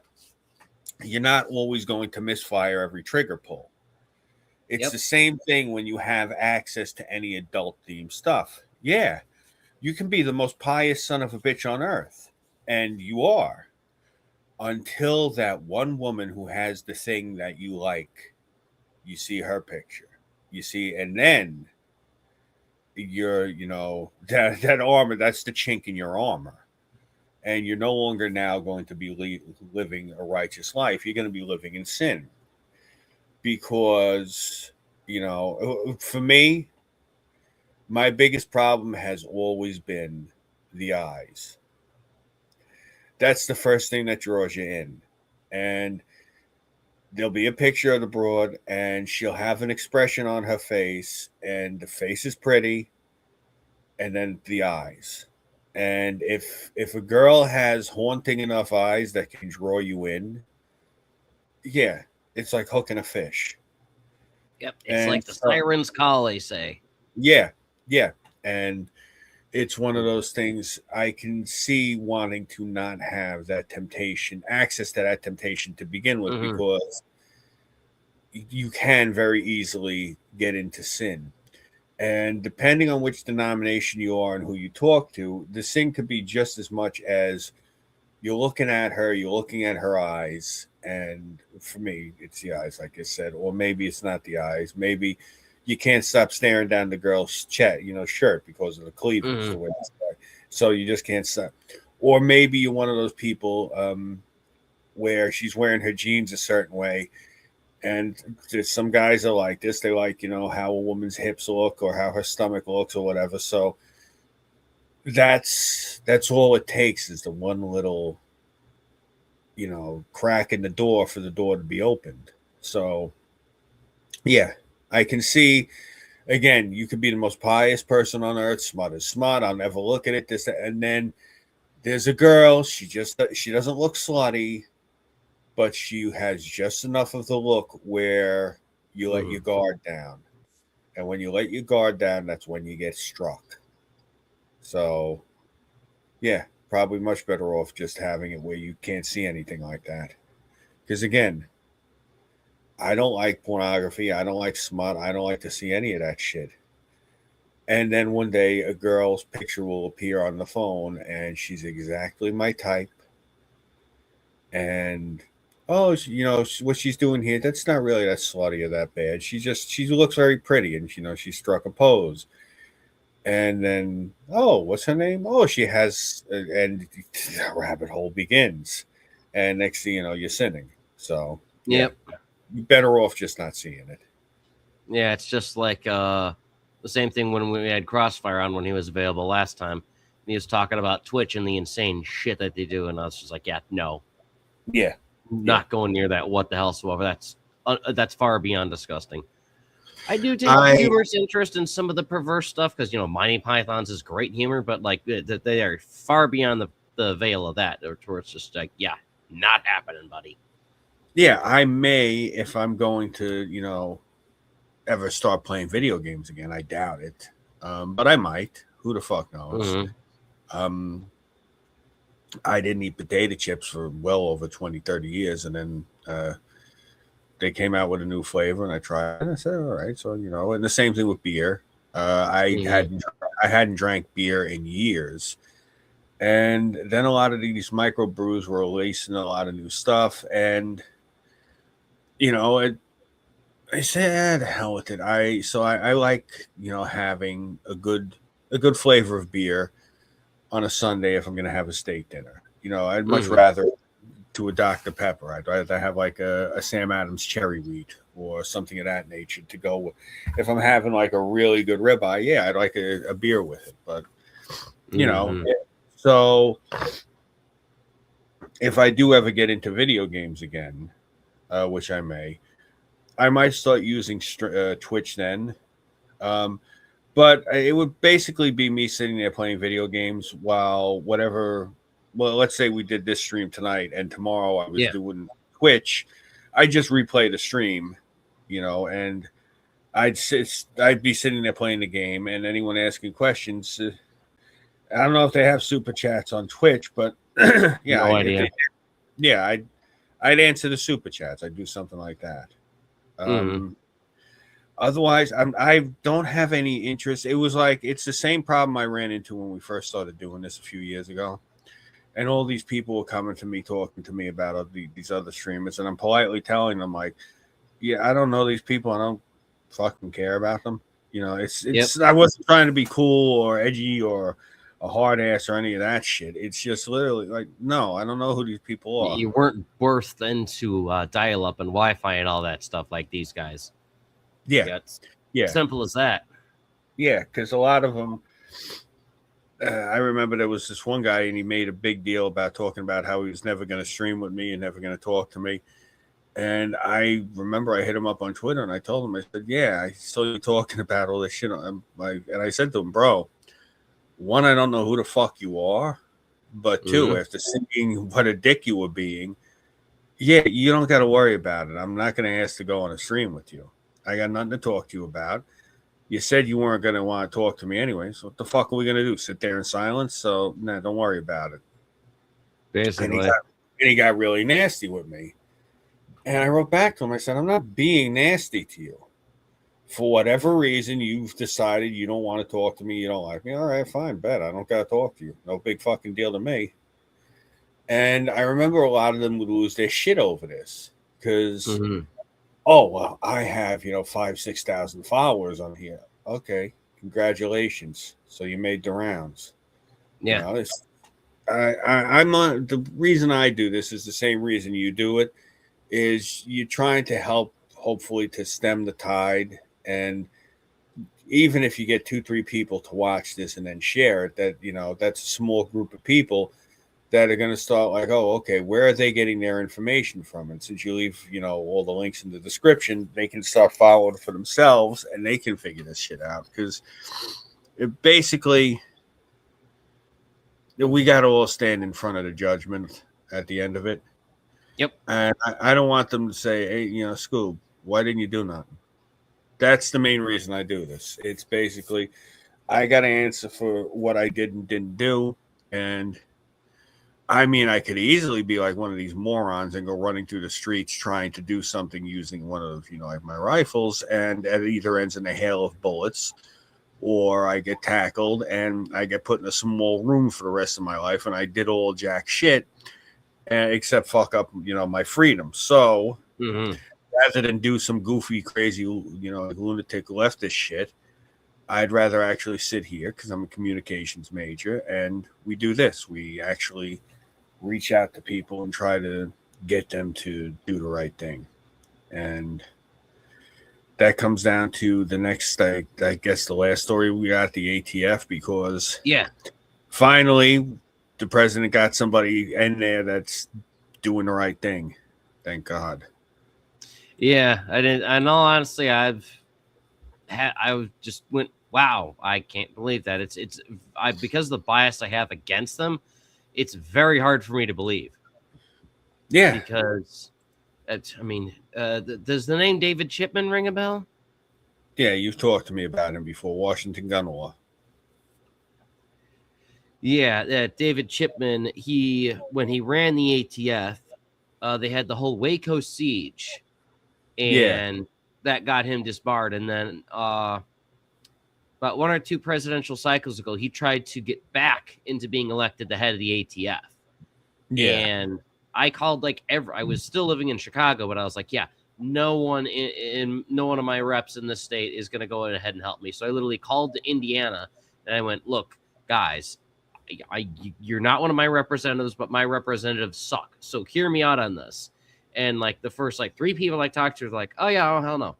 Yeah, no, we already know Illinois is going to fuck you on that. Yeah, no, we are not letting that genocidal baby killer become the head of the ATF again. Good. You know, the governor himself basically told me, he's like, yeah, no, I, you know, you're a day late on that, but yeah, no, I already said no, that, you know, I object to him completely. So I was like, oh, okay, thank God. Good. Well, at least you put in the effort. A lot of people didn't even bother. And that's sad because, yeah, I'm just, my hard bias against the ATF is them and the FBI literally just exist to legitimize their existence as a government agency by the ATF going, all right, well, let's see how many doors we can kick in. And then the FBI does the paperwork so they can do that. So the ATF kicks in the door of somebody at 3 a.m, and then they kill his dogs, and they kill his kids, and then they kill the man himself. Or they take him to court if he lives, and then he just goes behind bars for, you know, the rest of his life, just because, well, we had reason to believe you had a shotgun that had too many things on it, or had been unlawfully modified or something, you know. Gee, something dumb like that. You're making it sound like the ATF and the FBI do the exact same things that the Southern Poverty Law Center was up to. Yes, I believe they do. Perhaps they had an incentive. You know, kind of funny. This is what I've been. This is the shit I've been saying about bureaucracy now for a long time. That its biggest interest is self-interest. Absolutely. Yeah. Anyways, let's see what our good friend William Kirk here says. Yep. Gun Law President William Kirk, thanks for joining us. Hey, we're going to talk about new ATF rules. We're actually going to talk about a specific rule because it has been published officially today. Now, I get when normally we're talking about new ATF rules, we're all programmed to go into cold shivers and start freaking out right away. I think that a lot of these rules are going to be incredibly positive. This one's going to definitely benefit some of you, especially if you are into NFA items. Let's get you all educated today as we talk about ATF drops its first new rule.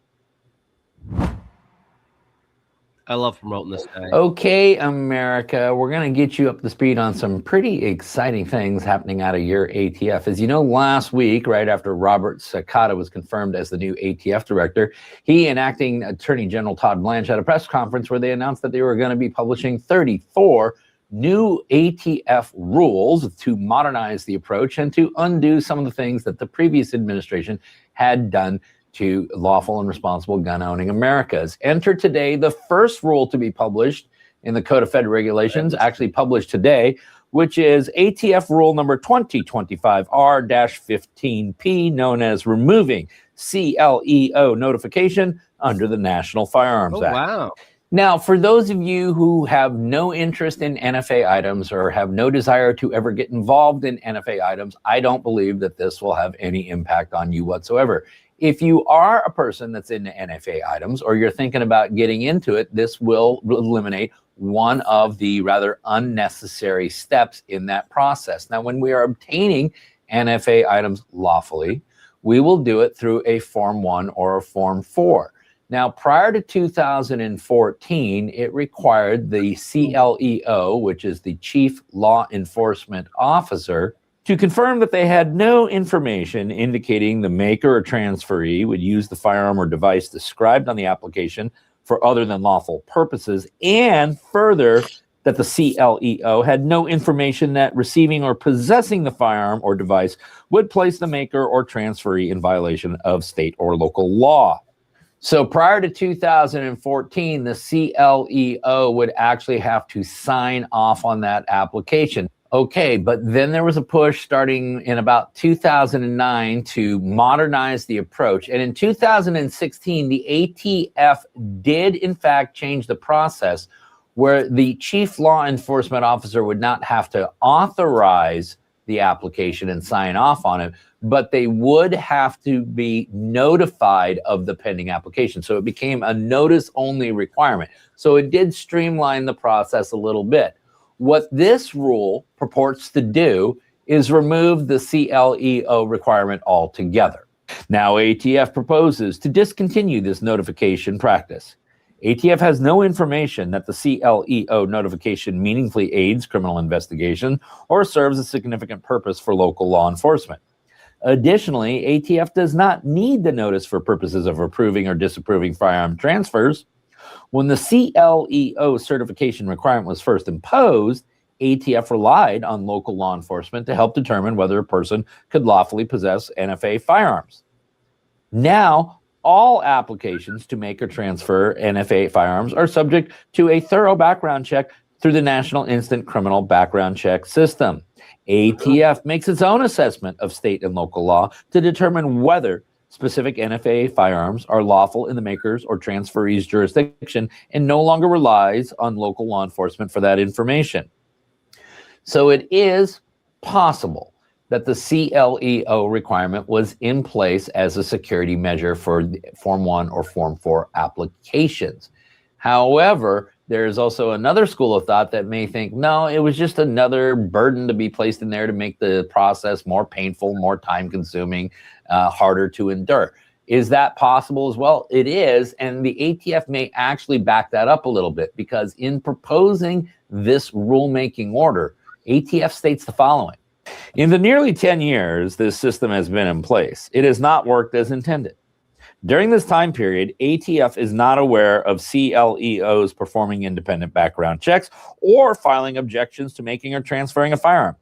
The general feedback to ATF regarding the CLEO notification has been that law enforcement agencies simply discard these notices. So we have this requirement in place that's making individuals jump through hoops, and yet it is not serving any intended purpose. And the truth of the matter is it's not really being practiced. And guess what? This has a price tag associated with it as well, because ATF points out these notices are not costless. In the 2016 final rule, ATF estimated that the notice requirement would cost applicants, individuals and entities, nearly $5.8 million annually. That cost is higher today because of the increase in NFA transfers and inflation. Jesus Christ, you see that? That's a lot of fucking money there. And that's how much money they're going to save when they scrap the thing. Well, Holy okay. shit. I'm fine with that. That's insane. Yeah, that's a lot of money. Jesus. Fucking paperwork fees. In Section 3A of this preamble, ATF estimates the savings from removing this requirement to be approximately $11.4 million annually. Yes, that is real money. And again, ATF questions the effectiveness or the usefulness of this entire step to begin with. CLE notification may not meaningfully aid criminal investigations or serve a significant purpose for local law enforcement that outweighs the burdens imposed by the rule. Therefore, this proposed rule would amend 27 CFR Part 479 to remove the requirement to submit a completed NFA application form or responsible person questionnaire to CLEOs, thereby lessening the burdens on persons who make or transfer such firearms. Okay, like we said, the rule was officially published today, May 6th, which means it is now open for public comment. We've put the link in the description box down below so that you can access the public comment section. And ATF has provided some guidance for how you should do this. Now, whether or not you choose to follow this advice, well, that is completely up to you. But this is what they've articulated. ATF requests comments on the proposed rule from all interested persons. ATF specifically requests comments on the clarity of this proposed rule and how it may be easier to understand. ATF also requests comments on the costs or benefits of the proposed rule and on the appropriate methodology and data for calculating those costs and benefits. All comments must reference this document's RIN, which is 1140-AA65, and, if handwritten, must be legible. Yeah. If submitting by mail, you must also include your complete first and last name and contact information. If submitting a comment through the federal e-rulemaking portal, as described in Section 4C of this preamble, you should carefully review and follow the website's instructions on submitting comments. Okay, and of course, we will go ahead and link up the proposed rulemaking order down below so that, number one, All right. So make sure that when you go ahead and follow through with that, you don't get yourself arrested by just threatening the ATF. Yeah. So that was a lot to digest. It's one of the reasons I like his channel is because he cites everything and he puts it up to where you can boldly and easily read it. And the only time I'll need to put subtitles for anyone on is when he himself is talking and he's not citing something, but he's explaining something that he cited. Right. Yeah. And the fact that he's a lawyer. Yeah. I'm fine. That's one reason I love him. Yeah, because, you know, you're getting the actual law. And I feel bad for him because his state has gone completely bonkers. Oh, it's terrible. Yeah, Washington is God, Washington and Oregon. I mean, the left coast in general is just, it sucks, but I still can't believe that they're trying to take away people's rights over there. It makes no sense to me. Yeah, you'd think out of any state where you would need access to a gun, it would be, you know, a place where there's fucking 800-pound grizzly bears walking around, and, you know, like cougars and wild boar and moose and all sorts of other fun shit. You know, like a lot of people don't realize this. Moose, elk, caribou, when you get a little bit higher up in the Northwest, these are all animals when they go into musk. They will kill you. Yeah, they will fuck you up. Never mind, like, if you run afoul of a bison. You know, yeah, you don't want to piss off a bison. Yeah, it's about the same size as a Ford Windstar minivan, and it's probably heavier. And yeah, I've seen when these things run at people, and the guy gets hit by the bison, and he just ragdolls immediately. You know, you're getting done for. Yeah, you're getting hit by an animal. Think about this: you're getting hit by an animal that's forehead is about 7 feet up off the ground. Yeah, its forehead is that high up. So, and this thing ducks and runs at you, and its forehead is now as far wide across as a mid-sized pickup truck's bumper. So, and you're getting hit by something that probably weighs, again, about as much as a modern SUV, maybe more. Oh, yeah. Yeah. That's a lot of weight, and that's a lot of mass. So, again, the West Coast, out of anywhere in the country where you should have access to firearms, these people are all against it, and they're all concerned with, you know, school shootings and other things, which, you know, granted, I'm also against school shootings, which is one of the reasons I'm for arming everybody. That from the crossing guards down to the hall monitors, arm the shit out of these people.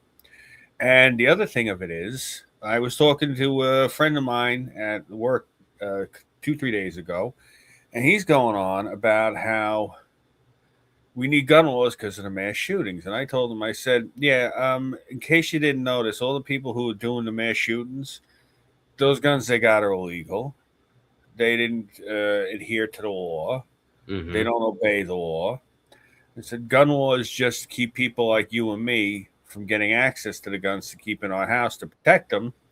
Yeah. And I said, you know, the mass shootings didn't start until we got rid of all of the asylums, when everyone was an outpatient now and everyone went to go see therapists. I said before that, when I was younger, I said you could walk down the street, and if enough people thought you were nuts, somebody would eventually, if they got enough calls and a threshold had been met, the white van shows up, the two guys hop out in the white suits, and they got the big butterfly nets, and they scoop you up. They scoop you up in those nets, and they throw you in the back of the van, and the back of the van is all made out of mattresses. And then they pull up in front of the big white building. That's called a sanitarium. You know, it's a nice name for an asylum. And there's more of the guys in the white coats there. Now there's probably a dozen of them. They're big burly sons of bitches. And they got this jacket for you. And the jacket whatever reason, the sleeves are on the back of the thing. And yeah, they put you in this fucking straitjacket and throw you on the gurney, and then they take you into your room. And your room is also made out of mattresses. Floor, ceiling, walls, the whole schmear. It's all mattresses. And they huck you in this thing. And you're nutty ass bounce off of every single wall. That is what they used to do. And we had no mass shootings. They started getting rid of these asylums and everything else because they said it was degrading to people's self-esteem and It was cruel and unusual punishment. Yeah, all this new age, new speak horse shit. And next thing you know, they got these nut bars walking the street. And these liberal places, he'll have to be armed. And they go in and they buy the gun and they go and they shoot up a fucking grade school. And next thing you know, like, oh my God, it's because he was armed. So it's the gun's fault. Yeah, it's not the black market that he used to go ahead and get that firearm. Oh no, totally not the black market, you know. Yeah. This is not the man in the van down by the river that's got everything you could ever want. This is the scenario: is a group of children are crossing the street at the crosswalk, and a building, part of it gives way, and it falls off of the corner of the building, and the building materials falls on and crushes several of these youngsters. So what they do is they find out that the building was made out of brick and mortar. So we're going to ban brick and mortar. Yeah. That's basically what it's, that sort of a thing. It's like, okay, well, what had happened? Well, the building wasn't properly maintained, and there was so there was negligence. So we have proof of negligence. Okay, what happened? Well, this person got shot by the other person. The other person had been drinking, and they were smoking a little bit of pot, and they had taken a couple of pills because it was a Friday night, and they got into an argument, and he pulled out his piece and he was waving around. Oh, so he tried to shoot him. No, he was waving the thing around and it went off. Oh, okay. So it's a negligent discharge. Mm-hmm. Okay. So the person responsible for the negligence then is the one that gets dealt with, not the manufacturer of the gun, right? Well, yeah, okay. And in the same regard, well, then the person who did the masonry work on the building that killed the kids would be held responsible. Not the actual manufacturer of the mason and the masonry, but lo and behold, nowadays, oh my God, he shot that person. We need to ban Glock. Yeah. So the case for Glock is actually quite interesting because what all the several lawsuits against Glock wound up making them do was to try and invent a firearm that would not be able to take the auto sear device that slips onto the back of it. Yeah. And they allegedly made a firearm to where you couldn't do that.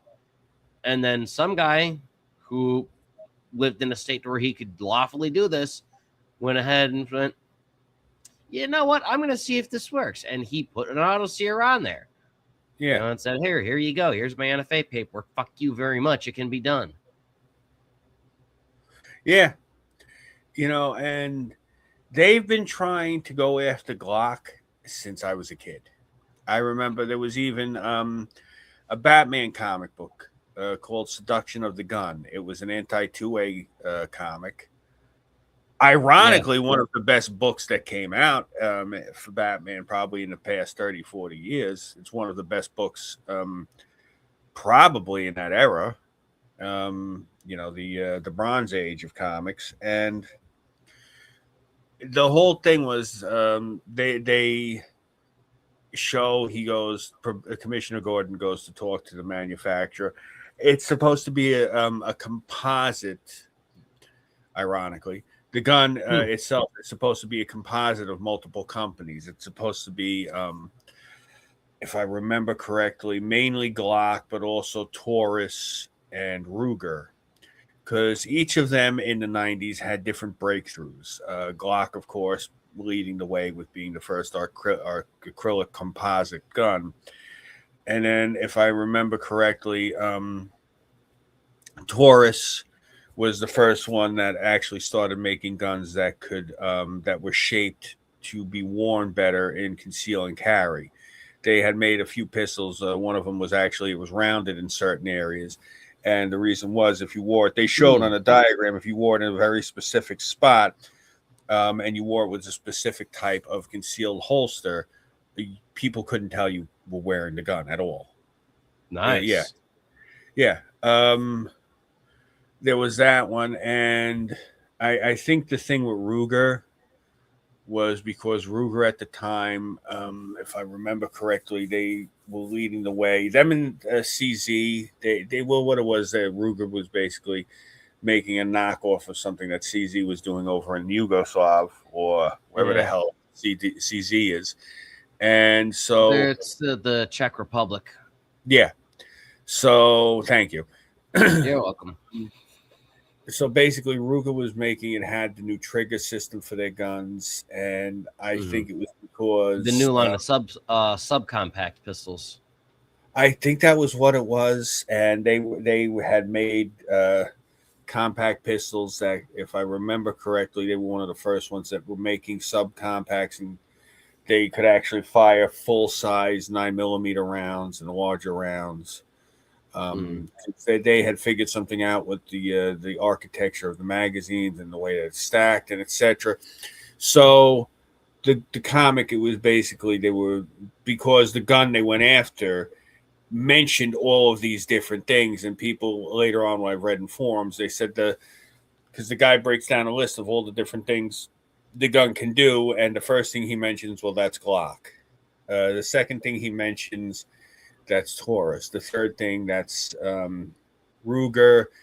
The next thing after that he mentions, that's something that they were doing with Colt, and this thing was Smith and Wesson. So basically, it was every innovative feature that they had been making on handguns in the 70s, 80s, and 90s. That's what this comic was. Yeah, well, that's what the comic was doing. Was they rolled them all into like this one composite firearm. And it was the most evil firearm ever made. It was completely evil. It had to be destroyed. It was one of those sorts of things. So, yeah. And it's so perfect, they had to get rid of it. Right. And again, I read the book, and my takeaway as a teenager was, how is the gun at fault? Like one of the things that the comic book did, and I don't think it was their intention, was it basically showed that a gun is a very capable tool, very capable of being made into a weapon, but it's still, at the end of the day, it's a tool. Yeah. And the thing of it is, what they were talking about with the guns is, it's just they were trying to make it like they were bad and evil, and I don't think that they accomplished that. What it did, it just painted that there's just going to be dirty people that are going to use guns, and if you look at crap, if you look at history for the past couple of centuries, before guns, there was dirty people that used knives and swords and maces and flails and axes. As Pope Innocent III tried to outlaw crossbows. Yeah.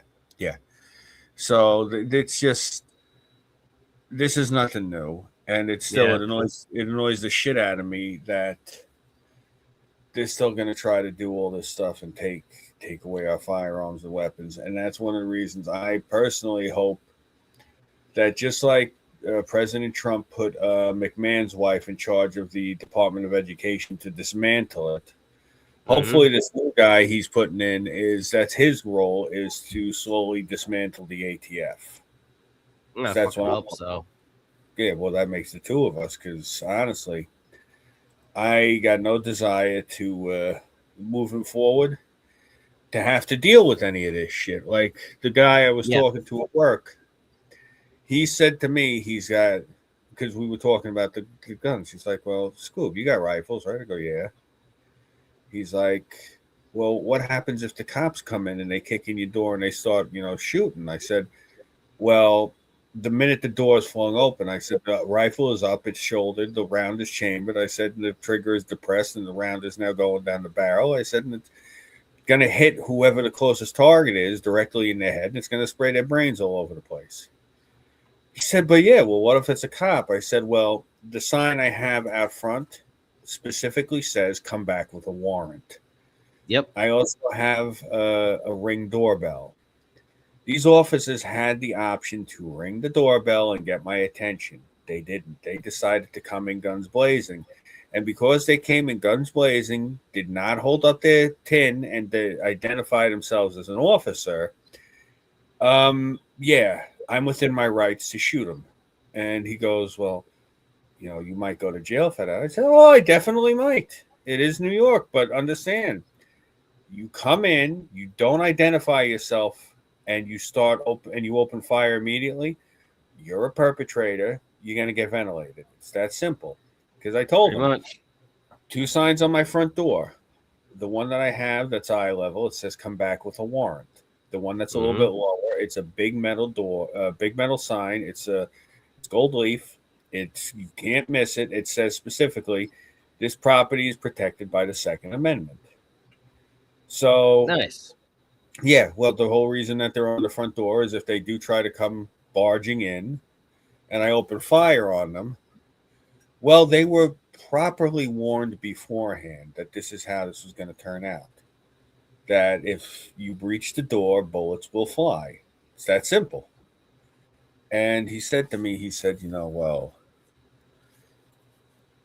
because we live in this state, that you're not going to get away with that. I said, I will go to court and I will try. He said, but that's why I was telling him, I said, if I do wind up moving out of here and moving down south to most likely Florida, I'll probably be better off because they have gun laws their gun laws are basically don't leave your gun on the hood of the car and then go into Dairy Queen. It's very different than gun laws up here. You can't leave your rifle with the belt fed clip, in the passenger seat, with the doors and windows open, which I don't even think, I think you can do that. But I'm just saying it's a lot different than here where, if you look at a gun, the cops are going to be like, oh, why are you looking at that gun? Pretty much. Yeah. So I think that wraps up everything, right? Yeah, I just wanted to show that we actually got the chance to interview William Kirk, and we got that video up on our channel that we have on Rumble. Beautiful. Yes, if anyone that is interested in William Kirk and more of his work, we encourage him to go ahead and watch this. Apologies for the format. When he was doing his first Illinois tour, and we were using the phone that I had at the time, it was stuck in this vertical format. It was such a horrible pain in the ass, and StreamYard wasn't as high tech as it is now, so had to work with what we had. Yeah, plus we can use AI nowadays to fix it. Yeah, I can use that, or I can just edit the audio myself, video myself, figure something out. But yeah, it can get fixed, so. All right, nice. So, have you got anything going on this week? Let's see here. This week, no. Next Sunday, though, if I remember correctly, I'll have to go ahead and check the calendar, but May the 17th, I believe, is when over at the government building over in Crown Point, Indiana, is where they're going to have the follow-up meeting for the AI data center that they're building over in Hobart. Okay. And we're going to be going there to go ahead and hopefully not as hard of a time as we did last time. Our audio equipment was not working very well, and it was unbelievably fucking echoey inside that high school. The auditorium center was horrible. Right. Both our camera phones we had set up, even the ones that she had set up just to try and get the audio, was horrible quality. There was not a damn thing we could do to salvage that audio, so we're going to try and do better this time around. All right, good. All right, as for me, I don't think I got anything going on. If anything, though, if I actually do attend anything or see anything or et cetera, I'll just post a video about it. Gotcha. All right, so All right. guess we covered That's everything. it. Yep, that's a wrap. All right, 32 Robert. Quick threatening suicide at 35 Penn on Pine Grove. 35 Penn Pine Grove. Permit 516 on the 5. Matthew's calling saying his ex-girlfriend grabbed a knife and threatened to kill her. Thanks for watching the video. Hope you enjoyed it. If you want more, go ahead and like, subscribe. In various parts of the video, we've got our QR code. Go ahead and take that thing. It'll save you a lot of trouble.